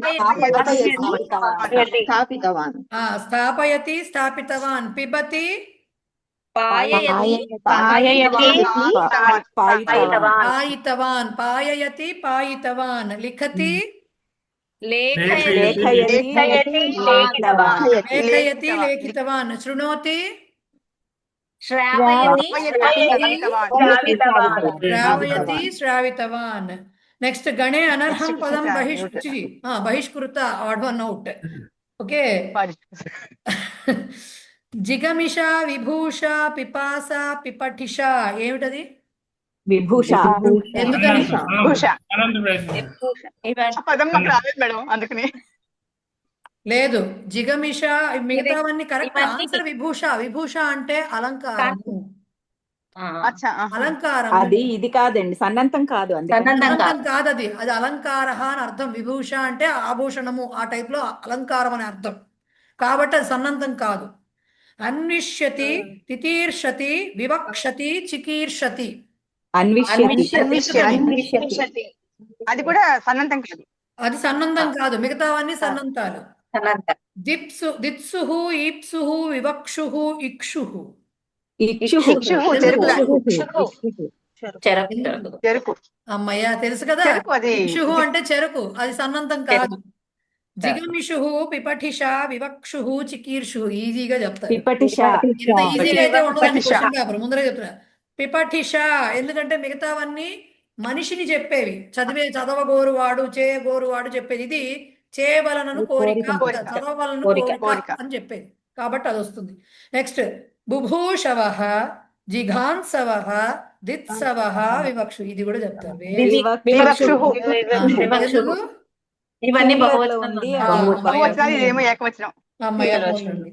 ఇప్పుడు ఇక్కడేవో ఆన్సర్స్ రకరకాల పుస్తకాల్లో రకరకాలుగా ఆ గుర్తులు పడతాయి నాకు అవసరం లేదు కానీ వీటికి ఏమొస్తాయో చెప్పండి చాలు రాఘవ గురువు లఘు గురువు గురువు లఘు లఘువు లఘువు గురువు గురువు లఘు గురువు లలన లఘు లఘు గురు లఘు లఘు లఘు లఘు గురు. లఘు ఏంటి లఘు మ్యాథ్స్ గురువు వచ్చారా? పాలయ గురువు లఘు గురువు లఘువు లఘు లఘు లఘు లఘు లఘు లఘు గణనామం కూడా రాయమన్నారండోయ్ గణనామం చెప్పాలి మీరు మేడం పక్కన ఏమాత్రం భగణం, రాజు ఆలయ లెక్కలు పెట్టి భగణం. రాస్తాను మేడం. రాసుకోవాలి. అలా చెప్పలేను నేను. పాలయ భగణం ఇప్పుడు ఇప్పుడు రాస్తున్నారు కదా ఆప్టిట్యూడ్ టెస్ట్ ఎంట్రన్స్ టెస్ట్లు రాస్తారు కదా రకరకాల వాటికి వాళ్ళు పేపర్ ఇవ్వగానే ఫస్ట్ ఏబిసిడీలు 1 2 3 కొన్ని ఏవో రాసేసుకుంటారు ముందు నుంచి వెనక్కి వెనక నుంచి ముందుకు రాసేసుకుంటారు సో దట్ వాళ్ళకి ఆ ఆప్టిట్యూడ్ టెస్ట్ లో వస్తాయి అలా మీరు కూడా పేపర్ ఇవ్వగానే ఓ పేపర్ పక్కన పెట్టుకుని ఫస్ట్ యమాత రాజభానస్ లాగా రాసేసుకోండి ఓ పని అయిపోతుంది గురువు లఘువులు పెట్టేసుకుని గణం కూడా చెప్పాలి దీనికి పాలయ గురువు లఘువు లఘువు జయతు లఘువు జయతు, 3 లఘువులు లఘువులు సంగీత నగణం 3 గురువులు సంగీత గురువు గురువు గురువు మగణం గురువు గురువు గురువు మగడలు 3 గురువులు అది 3 లఘువులు 3 గురువులు అయితే గణం గుర్తుంది. రైట్. నెక్స్ట్ ఈ లైన్కి మాత్రం ఇచ్చారు గురులఘు చిహ్నాన్ని అంకయిత్వ ఛందసః నామ నిర్దిశత. ఈ వాక్యము మీకు ఇచ్చిన ఛందస్సుల్లో లేదు. లేదు మేడం, అదే నాకు డౌట్ వచ్చింది. 12 అక్షరాలు లేదు. ఉన్నాయి. ఇది అట్లాంటప్పుడు ఒకవేళ అలా కనుక వస్తే కేవలం మనం చెప్పలేం కదా, మోస్ట్లీ అదొక్కటే ఎందుకు ఇచ్చారో తెలియదు కానీ వాళ్ళు ఏదో పాపం పొరపాటు పడి ఉంటారు. కానీ అలా ఇచ్చినా కూడా మీరు చేయగలిగింది ఏంటి, గణ విభజన చేసి గణాలు గుర్తించండి, అక్షర సంఖ్య రాయండి చాలు. కానీ ఇది మీకు ఇవ్వలేదు. వంశస్థ వృత్తం అంటారు. జతౌతు వంశస్థముదీరితం జరవు అని అంటారు దాన్ని. జత జర అనే గణాలు వస్తాయి, దానికి వంశస్థ వృత్తము అంటారు దాన్ని. అది మీకు లేదు సిలబస్లో. ఓకే. సో అలా ఒకవేళ మీకు 11 అక్షరాలు కానీ 14 అక్షరాలది కానీ మీకు ఇవ్వాలి. ముందు అది లెక్క పెట్టుకోండి, గణ విభజన చేసి గణాలు రాయండి. మీకు ఇచ్చింది రాలేదనుకోండి, వసంత తిలక కానీ ఇంద్రవజ్ర ఉపేంద్ర వజ్ర ఈ మూడిట్లో ఏది రాలేదనుకోండి, అంతవరకు చేసి వదిలేసేయండి. ఓకేనా, అది సంగతి. నెక్స్ట్ హనుమాన్ అబ్ధిమతరత్ దుష్కరం కిం మహాత్మనాం అత్ర కః అలంకారః ఆంధ్ర భాషయా ఆంగ్ల భాషయా సంస్కృత భాషయా వా వివృంత. ఇంత ఛాయిస్ ఇస్తే పర్వాలేదు, కుమ్మేస్తారు నాకు తెలుసు. అర్ధాంతరన్యాస చాలా అలంకారం. మటుకు తెలుగులో రాయమని ఇచ్చారు మేడం, అదే స్వభాషయానే ఇచ్చారు మేడం. ఇలాంటి అర్ధాంతరాన్యాస అలంకారం అది. అర్థాంతరన్యాస నాకు ఇక్కడ ఒక సందేహం వివరించాలి. నాకు ఇక్కడ సందేహం. అర్థాంతరన్యాస హనుమాన్ అబ్ధిం అతరత్ ఇది విశేషవాక్యః. దుష్కరం కిం మహాత్మానం ఇది సామాన్యవాక్యః. వాక్యం అనాలి, వాక్యం. ఓకే. ఓకే, వాక్యం. సో అది దుష్కరం కిం మహాత్మనాం అనేది సామాన్య వాక్యం. సో విశేష వాక్యం యాక్చువల్ గా సంస్కృతంలో రాయొచ్చండి చక్కగా. విశేష వాక్యం సామాన్య వాక్యేన సమర్థితం అస్తి. అతః అర్థాంతరన్యాసాలంకారః. అలంకారః అయిపోయింది. మేడం ఇక్కడ నాకు డౌట్ ఉంది మేడం. చెప్పండి. అర్థాంతరన్యాస అంటే తెలుగులో అర్థం ఏమిటో తెలియదు ఒకటి. రెండోది ఉత్ప్రేక్ష అని ఇచ్చారు ఏదో ఒక క్వశ్చన్ పేపర్ లో. ఉత్ప్రేక్ష అలంకారం అంటే అసలు ఉత్ప్రేక్ష అంటే అర్థం ఏమిటో తెలియదు. ఉత్ప్రేక్ష అంటే ఊహ, మనకి లేదు ఊహ. అర్థాంతరన్యాస అంటే ఇప్పుడు ఊహించి చెప్పినది ఉత్ప్రేక్ష. న్యాస అంటే చిహ్నం అండి. అర్థాంతరం అంటే రెండు వీటిని పెట్టు గుర్తు, దాన్ని బట్టి చెప్పుకోవాలి. అంత మీనింగ్స్ వరకు వెళ్ళలేదు ఎప్పుడు. నేను బండ గుర్తులుగా కొన్ని పెట్టుకుంటూ ఉంటాను అంతే. అంటే గుర్తు పెట్టుకోవడానికి మీనింగ్ తెలిస్తే గుర్తు పెట్టుకోవడం ఈజీ అవుతుంది. ఎందుకు, 2 వాక్యాలు ఉంటాయి, ఒక దాంతో పోల్చడం, అంతవరకే గుర్తు పెట్టుకోండి. మిగతావన్నీ మీకు కష్టమైనవి కాదు, ఉన్నవే 5 అలంకారాలు. అవును, ఉన్నవే 5 అలంకారాలు. దాంట్లో ఒకటేమో 2 పోలిక చెప్తాము, ఒకటేమో అదే ఇదని చెప్తాము, అభేదం చెప్తాము, ఒకటేమో అసలు ఉపమేయం చెప్పము. 3 అయ్యాపోయాయి అక్కడికి. ఒకటేమో మీనింగ్స్ ఎక్కువ వస్తాయి, ఇంకా మిగిలింది ఒక్కటే 2 వాక్యాలు వస్తాయి. అండ్ మీకు బాగా ప్రాబ్లం ఏంటో ఉందంటే ఉంటుంది, లేదంటే పెద్ద వాక్యాలు ఉంటాయి, 2 వాక్యాలు ఉంటాయి. నేను మామూలుగా అయితే ఎందుకు గుర్తు పెట్టుకోలేకపోతున్నా అంటే కొన్నేమో మీరు అన్నట్టు అవధారణ పూర్వపద కర్మధారయ సమాసం లాగా అనిపిస్తాయి, కొన్నేమో ఉపమానోత్తర లేకపోతే కర్మధారయ సమాసం లాగా అనిపిస్తున్నాయి నాకు. ఒకటి గుర్తు పెట్టుకోవాలి, సమాసము అనేది సమస్త పదము ఒకదానికే వర్తిస్తుంది, పదానికే. ఆ పదానికి అర్థం చెప్పేప్పుడు వాక్యం యొక్క అర్థం అంతా మీరు అబ్జర్వ్ చేస్తారు, కానీ అలంకారం వాక్యానికి సంబంధించింది, పదానికి సంబంధించింది కాదు. Okay ma'am. అలంకారం వాక్యాన్ని మొత్తానికి కదా, ఏంటండి వాక్యానికి సంబంధించి. సో అది ఉంటుంది. పదం అంటే ఓన్లీ సమస్త పదం ఒక్కటే, సమస్త పదం వేరు, వాక్యం వేరు కదా. రైట్, వేరే కానీ నాకు అటువైపు వెళ్ళిపోతుంది, ఇది చదువుతుంటే కూడా అటువైపు వెళ్ళిపోతుంది, అది అర్థం కావాలి. అందుకని అంటే గుర్తు పెట్టుకోవడం కష్టం అనిపించింది, అందుకని అర్థం తెలుసుకుంటే ఈజీ అవుతుందేమో డౌట్ వచ్చి అడిగా అంతే. ఏంలా ఇది ఇలాగే ఇస్తారు, అలంకార ఇస్తే జనరల్ గా, లేదంటే 5 మార్క్స్ క్వశ్చన్ కింద ఈ ఫలానా అలంకారాన్ని ఎక్స్ప్లెయిన్ చేయమని ఇస్తారు. అది నెక్స్ట్ మనం చేయక్కర్లేదు. నెక్స్ట్ దంతా ఆంధ్ర భాష ఆంగ్ల భాష సుభాషితాలు, ఆ తర్వాత ఏమో సుభాషితాలకు కూడా ఇక్కడ ఏం చేశారంటే అన్వయార్థం ఆంధ్ర భాషయా ఆంగ్ల భాషయా, వాళ్ళకి ఓన్లీ అన్వయార్థం అడిగారు ఫస్ట్. తర్వాత దాంట్లోనేమో తాత్పర్యం సంస్కృతంలో అడిగారు. అన్ని సుభాషితాలే, కానీ ప్రతిసారి ఇలాగే ఇస్తారా అంటే డౌటే. నెక్స్ట్ పదవి భాగం రాయమని ఇచ్చారు అన్వయ రచనలో, కేవలం పదవి భాగం అడిగారు చూడండి. తర్వాత ఏమో అన్వయ రచన రాయమని అడిగారు, కానీ ఇంత లెవెల్లో ఉండదు, ఎందుకంటే చాలా కవర్ చేయాల్సి వస్తుంది, అందుకని అంత లెవెల్లో ఉండదు. ఓకే, నెక్స్ట్ కహకం అవదత్ ఇది సంస్కృతేన లిఖత, ఒక వాక్యంలోనే రాయాలి. దీనికి శిక్ష వరకు రాసినట్టుగా పరిచయము, భావము, సందర్భము ఇన్ని రాయకూడదు. కేవలం హరహ తపసి మణిమగ్న తస్య మనః ఆకర్షణీయం. ఈ వాక్యం ఎవరెవరితో చెప్పారు? ఇంద్ర సారీ ఇంద్ర కాదు, బ్రహ్మ బ్రహ్మతో బ్రహ్మ బ్రహ్మ మన్మథుడితో చెప్పాడు. మన్మథుడు. అదే ఇంద్రుడు రాయాలి. కాదు కాదు ఏతత్ ఇంద్రుడు వాక్యం ఇంద్ర బ్రహ్మ మన్మధుడు ఇంద్రుడే మన్మథం చెప్పాడు ప్రతి మన్మధుడితో. అవదత్. అయిపోయింది, అంతే ఆన్సర్ రాయాల్సింది. క్వశ్చన్ నెంబర్ వేసి మహోదయ ఏతత్ ఒక్కసారి వాక్యం చెప్పరా అండి? బ్రహ్మ మన్మథం అవదత్ ఆర్ ఏతత్ వాక్యం శివ పార్వతీ ఉద్దిశ్య అవదత్ ఆర్ ఏతత్ వాక్యం పార్వతీ శివం అవదత్. ఇంతే రాయాల్సింది. కహ కమ్ అవదత్ అన్నారు, అంతవరకు. కమ్ అంటే కామ్ కూడా రావచ్చు, కామ్ అని కూడా ఏదైనా రావచ్చు. బట్ అది రాస్తే చాలు, మీరు మొత్తం రాయక్కర్లేదు, కేవలం అంత రాస్తే చాలు. ఎప్పుడైనా ఇక్కడ 6 ఇచ్చారు, 6టికి 6 మార్కులు ఇచ్చారు అంటే ఒక్కొక్క మార్కే కాబట్టి అది రాస్తే చాలు.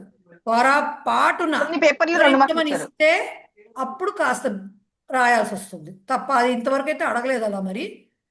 సో అది నెక్స్ట్ అంతలింగ విభక్తి వచనాన్ని లిఖత జగత్. ఇది నేను మ్యూట్ చేస్తున్నాను, హ్యాండ్ రైజ్ చేసిన వాళ్ళని అడుగుతానండి. కరెక్ట్ గా అంతలింగ, నేను ఎగ్జాంపుల్ కూడా చెప్తా. ఇప్పుడు జగతః అని ఉందనుకోండి, దీనికి ఎట్లా చెప్పాలి, రాయాలి కూడా. ఎలా రాయాలి? సంస్కృతంలోనే రాయండి. తకారాంత నపుంసకలింగ జగత్ శబ్దస్య, ఓకే, పంచమి ఆర్ పంచమి అథవా షష్ఠి ఏకవచనం, ఇది రాయాలి. ఏం రాసాము? తకారాంత, ఓకే, రాసామా? అంతమైంది. నెక్స్ట్ లింగ నపుంసకలింగ, శబ్దం కూడా రాయాలి కదా, జగత్ శబ్దస్య విభక్తి వచనం. పంచమి విభక్తికి ఉంది అది, షష్ఠి విభక్తికి వస్తుంది అది. కాబట్టి పంచమి స్లాష్ పెట్టి షష్ఠి ఏకవచనం ఇలా రాయాలి. ఇష్టం వచ్చినట్టు రాయకండి, అలా వరుసగా రాస్తేనే కరెక్ట్గా ఉంటుంది. సరేనా? నెక్స్ట్ ది వపుహు మల్లీశ్వరి. ఉకారాంతః మాతల్లే వపుష్ శబ్దం అది. సకారాంతం. వపుష్ సకారాంత నపుంసకలింగ వపుష్ శబ్దస్య ప్రథమ ఏకవచనం. అది. నాకు జగత్ తెలిసింది, అదే జగతః తెలిసింది, అది చెప్దాం అనుకున్నాను మేడం, ఇది తెలియలేదు. అస్మాభిః అస్మద్ శబ్ద ఇది తెలుసు. అస్మత్ శబ్దస్య త్రిలింగకః. అదే నేను అంటున్నా, అలాగే చెప్పొద్దు అంటున్నా. అస్మత్ తకారాంత త్రిలింగకః, అస్మద్ దకారాంత త్రిలింగకః, దకారాంత అస్మత్ త్రిలింగకః. శబ్దస్య అస్మత్ శబ్దస్య అస్మాభిః అంటే తృతీయ విభక్తి బహువచనం. తృతీయ బహువచనం. సో దకారాంత అది రాయండి ఫస్ట్ ఎందుకంటే మీరు వెనకాల ప్రవేశ పుస్తకంలో శబ్దాలు చూస్తే ఫస్ట్ స్టార్టింగ్ ఎలా అవుతుంది? అకారాంత పుంలింగ రామశబ్ద అని వస్తుందా? మనం కూడా అదే పద్ధతిలో రాయాలి. అకారాంత పుంలింగ రామశబ్ద, నెక్స్ట్ ప్రథమ ఏకవచనం, తృతీయ ఏదో ఒకటి అట్లా రాయాలి. ఓకే. సో దకారాంత త్రిలింగక అస్మత్ శబ్దస్య తృతీయ బహువచనం అని రాయాలి దానికి. ధేన్వాం. ఉకారాంత ధేను శబ్ద స్త్రీలింగ. అది ధేనువా శబ్దం అవుతుందా మహోదయ? ధేను శబ్దం అవుతుందా? శివమాల గారు మీరు చెప్తారా మొత్తంగా, ఇలా బిట్లు కాకుండా? ఉకారాంత స్త్రీలింగ స్త్రీలింగస్య స్త్రీలింగ చాలు. ఉకారాంత స్త్రీలింగ షష్ఠీ విభక్తి ఏ బహువచనం. శబ్దము? ధేను శబ్ద స్త్రీలింగ బహువచనం, షష్ఠీ విభక్తి బహువచనం.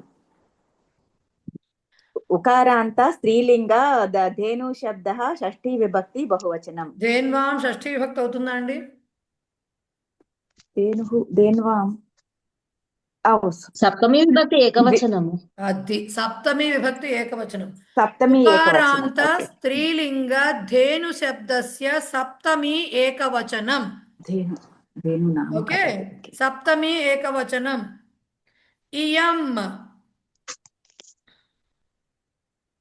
మకారాంతః ఇదం శబ్దః. లింగమేది? దకారాంత లింగమేది? దకారాంత అంతలింగ. పుల్లింగ కాదు స్త్రీలింగం ఇయ్యం కదా. అది స్త్రీలింగ మకారాంతం కాదు, దకారాంతం కదండి. ఇదం శబ్దం కదండి, మకారాంతం. అది మకారాంతమే. అది మకారాంత మకా- స్త్రీలింగ ఇదం శబ్దస్య ప్రథమ ఏకవచనం ఇయం. ఓకే, పుంలింగం అయితే అయం వస్తుంది, స్త్రీలింగం అయితే ఇయం వస్తుంది, నపుంసకలింగం అయితే ఇదం వస్తుంది. బట్ మూడింటిని కలిపి ఇదం శబ్దమే అంటాము, మకారాంత శబ్దం అది. Okay, next హరయే. హరిశబ్దః నేను లింగ. వరుస మారకండి అని చెప్తున్నా, అంత లింగ అంటున్నారు, తర్వాత శబ్దము, ఆ తర్వాత విభక్తి వచనం. ఈ పెట్టుకోండి, లేకపోతే మీకు కన్ఫ్యూజ్ అయిపోతారు. ఇకారాంతః పుల్లింగః ఆ, హరి శబ్దః ఆ, చతుర్థి విభక్తి ఏకవచనం. అది ఇకారాంత పుంలింగ హరిశబ్దస్య చతుర్థి ఏకవచనం. వరుసగా రాసేస్తే అంత లింగ విభక్తి వచనం, మధ్యలో శబ్ద రూపం వస్తుంది.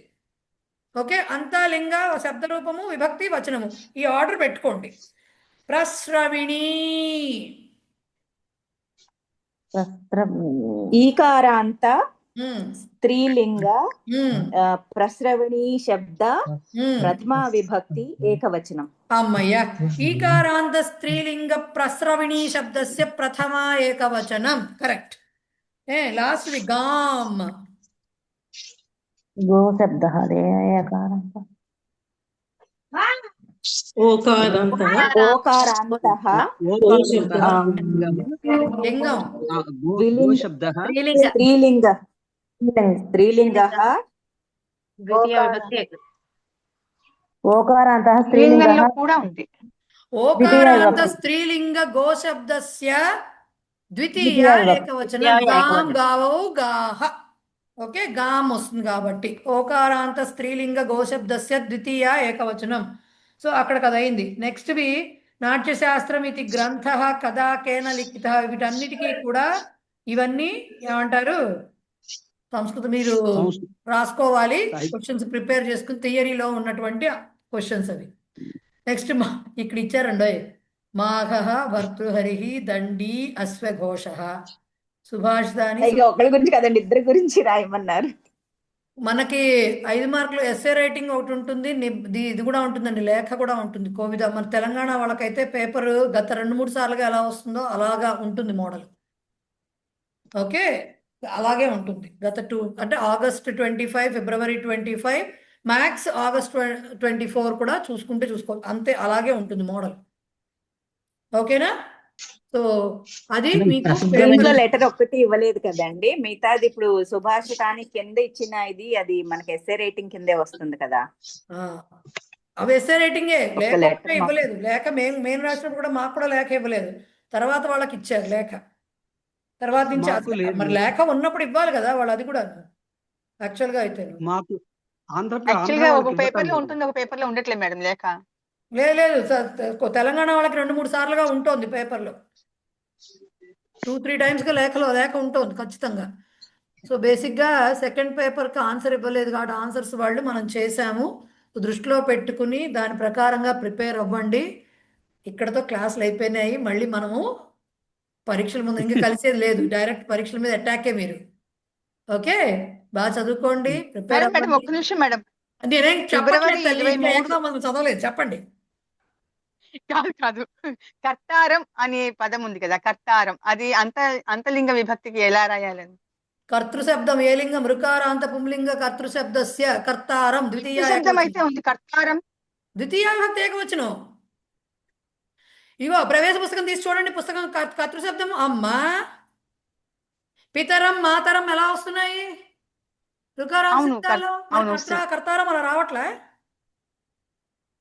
కర్తారం అని గచ్చతిలో కర్తారం తీసుకొచ్చి ఈ అంతలింగ పదాల్లో ఇచ్చారు, అది కొంచెం కర్తారం వచ్చింది కదా కర్తృశబ్దం. అలాగే తదితాల్లో మేడం యశస్వి రాశాను, కరెక్ట్ రాంగో తెలియదు. యశః అస్యాహ అస్తి ఇది యశస్వి నీ అని ఇస్తే అది యశస్వి పుంలింగ శబ్దం తల్లి. అవునా? అది గుణీ శబ్దం, గుణిన్ శబ్దం లాగా వస్తుంది. యశస్వి అంటే పుంలింగమే అది. రామ యశస్వి అస్తి అంటే యశస్వి పుంలింగం అది. దాని ప్రాతిపదిక యశస్విన్ నకారాంతం. సో యశః అస్య ఓ, అస్తి ఇది. అదే స్త్రీలింగం రావాలంటే యశస్విని గుణిని ఓకే మేడం. లాగా. విద్యార్థిని లాగా, అంతే విద్యార్థిని లాగా. అంతే. మేడం ఇంకొకటి మేడం, ప్రకృతికి ఫిబ్రవరి 23 ప్రాతినిధ్యం ఏంటి పేపర్లో మేడం? సప్త సప్త సప్తశత్యాహ అని ఇచ్చారు మేడం. ఆ, అది విగ్రహ వాక్యం ఎలా రాయాలో మనకి తెలియలేదు. పుస్తకంలో సప్తానాం ఉందమ్మా అది. శతం రాశాను. మన పుస్తకంలో ఉంది. సప్తానాం శతస్య సమాహారః. శతం తస్యాహ తస్యాహ రాశాను. సప్తానాం శతస్య సమాహారః సప్తశతి. ఓహో, తస్య మన పుస్తకంలో ఉందా ఎగ్జాంపుల్? పుస్తకం ఎక్కడ చూస్తున్నాను మేడం? మీరు ఇచ్చిన మాత్రం చూస్తున్నాను, ఇంకేం చూడట్లేదు నేను. మన పుస్తకంలో ఉందమ్మా, మన బుక్ లో, నోట్ బుక్ లో, టెక్స్ట్ బుక్ లో అది ఉంది. శతం కూడా నిత్య ఏకవచనం అని చూస్తాను చెప్పారు ఆ, కదండి, ఎక్కడ వచ్చినా అది శతం నిత్య నిత్య ఏకవచన ఏకవచనం. శబ్దం, అందుకని సప్తానాం శతస్య సమాహారః సప్తశతి. సప్తశత్యాహ అని ఇస్తే తస్యాహ రాయాలి పక్కన. సప్త సత్యాహ ఇచ్చారు మేడం. ఆ, అది మీ పుస్తకంలో మీకు ఎగ్జాంపుల్ వాక్యంలో ఉందా మాట? అలాగే మేడం, చూసుకుంటాను. ఇందాక ఎవరు ఇంకో డౌట్ అడుగుతున్నారండి ప్రాతిపదిక గురించి, ఎవరు సార్? మేడం నేను మేడం గుండప్ప చెప్పండి. మేడం. ఆ, ఈ ప్రశ్నవినికి ప్రాతిపదికం ఏంటి? నాకు meaning ప్రశ్నవినియే ఏంటి మేడం? గౌరీ లాగానే. అవునా మేడం? ఓకే. మీనింగ్ ఇంకా మేడం, ఏంటండి? అర్థం ఏంటి మేడం? అర్థం, దాని ప్రశ్నవిని అర్థం అంటే ఏంటి? స్రవించేది అని అర్థం అండి. ఓకే. మేడం ప్రాజ సమాసంలో అంటే మనకి అతిక్రాంతం దేవం అని అక్కడ మాత్రం, అలాంటి దానికి మాత్రం ద్వితీయ విభక్తి రాయాలి మనకి. దేవం, అతిక్రాంత దేవం అంటే దేవం అతిక్రాంత, దేవుణ్ణి మించిన అంటున్నాం కదా, అందుకని దేవుని మించిన దేవుణ్ణి అంటున్నాం కాబట్టి అక్కడ ద్వితీయ రాయాలి. ద్వితీయ విభక్తి రాయాలి. అలాగే. ఇంకా మేడం ఫస్ట్ పేపర్ లో నిద్రాభావ సమస్య అని ఒకటి విగ్రహ వాక్యం రాయమని ఇచ్చాడండి.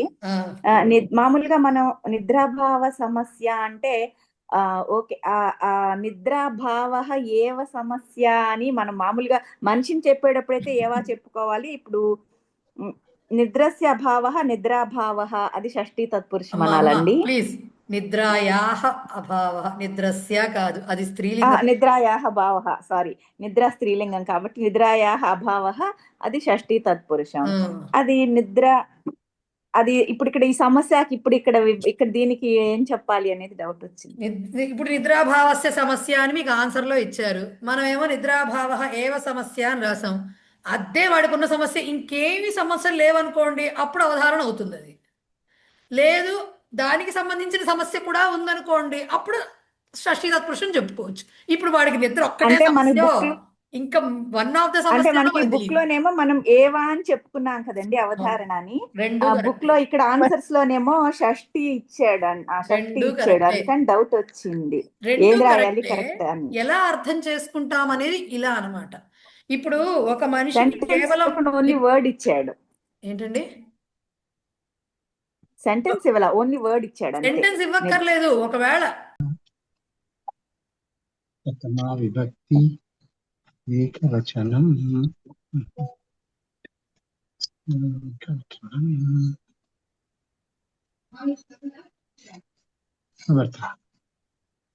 ఇంకేమైనా డౌట్స్ ఉన్నాయండి?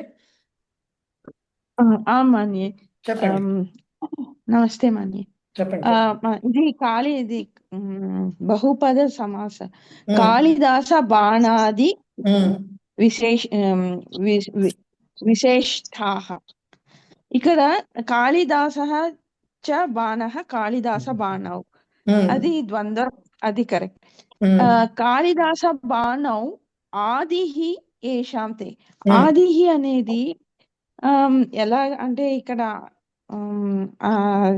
బాణౌది ద్వితీయ విభక్తి, అది వేరు, అది వేరు. సారీ, ద్వివచనం. సో ఆదిః అనేది ఎట్లా రాయాలి? ఇక్కడ ఆదౌ రాయొచ్చు, ఆదిహి రాయొచ్చు, రెండు రకాలుగా కూడా మీ పుస్తకంలో కూడా ఇచ్చారు. ఎన్నో లెసన్ అంటే 8వ పాఠంలో మీ పుస్తకంలో కూడా ఇచ్చారు. రెండు రకాల ఎగ్జాంపుల్స్ 8, 9లో వస్తాయి సుమారుగా.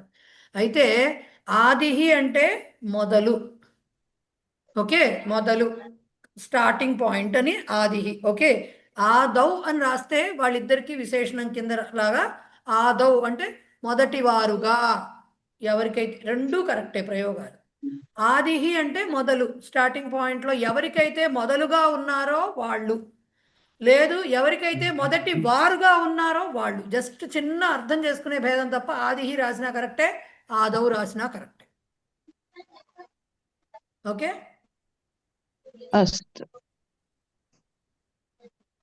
ఇంకా ఎవరైనా ఉన్నాయా? డౌట్స్ ఏమైనా ఉన్నాయా? ఇంకేం లేవు అమ్మా, డౌట్ కాదు. ఇంకా చాలా అండి, మమ్మల్ని వదిలేయండి. లేదు మేడం హసతికి భవిష్యత్ రూపాయింటు ఏంటది? హసతి హసతి, ఆ, నవ్వడం, హసిష్యతి. హసిష్యతి. ఓకే ఆ, ఓకే. ఓకే, అయిపోయినాయి కదా. సో ఇంకేమన్నా ఇప్పుడు తట్టకపోయినా ఒకవేళ తడితే గ్రూప్లో పెట్టండి, లేకపోతే నాకు పంపించినా సరే. ఇంకా ఇవాళంతా 19th, ఇంకా 1 month ఉంది. ఫిబ్రవరి 22nd తెలంగాణ వాళ్ళకి, ఈసారి ఆంధ్ర వాళ్ళకి కూడా అప్పుడే పడిందేమో. అప్పుడే అప్పుడే 25th అండి, 25th. 22nd ఫిబ్రవరి సండే. 25th కాదు, 22nd ఫిబ్రవరి పడింది. బాగా రాయండి, ఎగ్జామ్ బాగా రాయండి. ఇంకేమైనా డౌట్స్ ఉంటే గ్రూప్లో మెసేజ్ పెట్టండి, సరేనా? ఇక్కడికి అయిపోయింది ఇవాళ కోవిద పునశ్చరణం. ఇప్పుడు చూపించిన PDF పంపిస్తాను నేను, ఓకేనా? అలాగే. రైట్, ఓకే, అమ్మా. మాకు యాక్చువల్ గా 27 ఇప్పుడు మన అందరూ కలిసి మీట్ పెట్టారు కదా. ఏకతా మంత్ర. ఏకతా మంత్ర.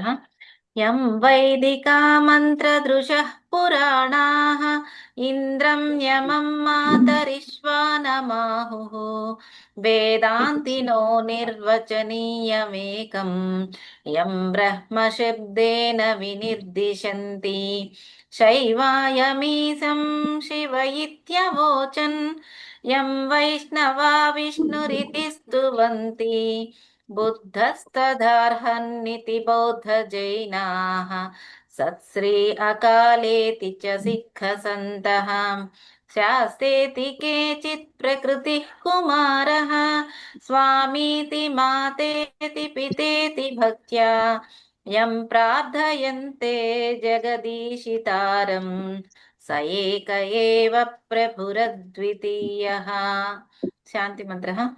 ఓం సర్వే భవంతు సుఖినః, సర్వే సంతు నిరామయాః, సర్వే భద్రాణి పశ్యంతు, మా కశ్చిద్ దుఃఖభాగ్ భవేత్. ఓం శాంతి శాంతి శాంతి. ధన్యవాదాలు మహోదయ. ధన్యవాదాలు.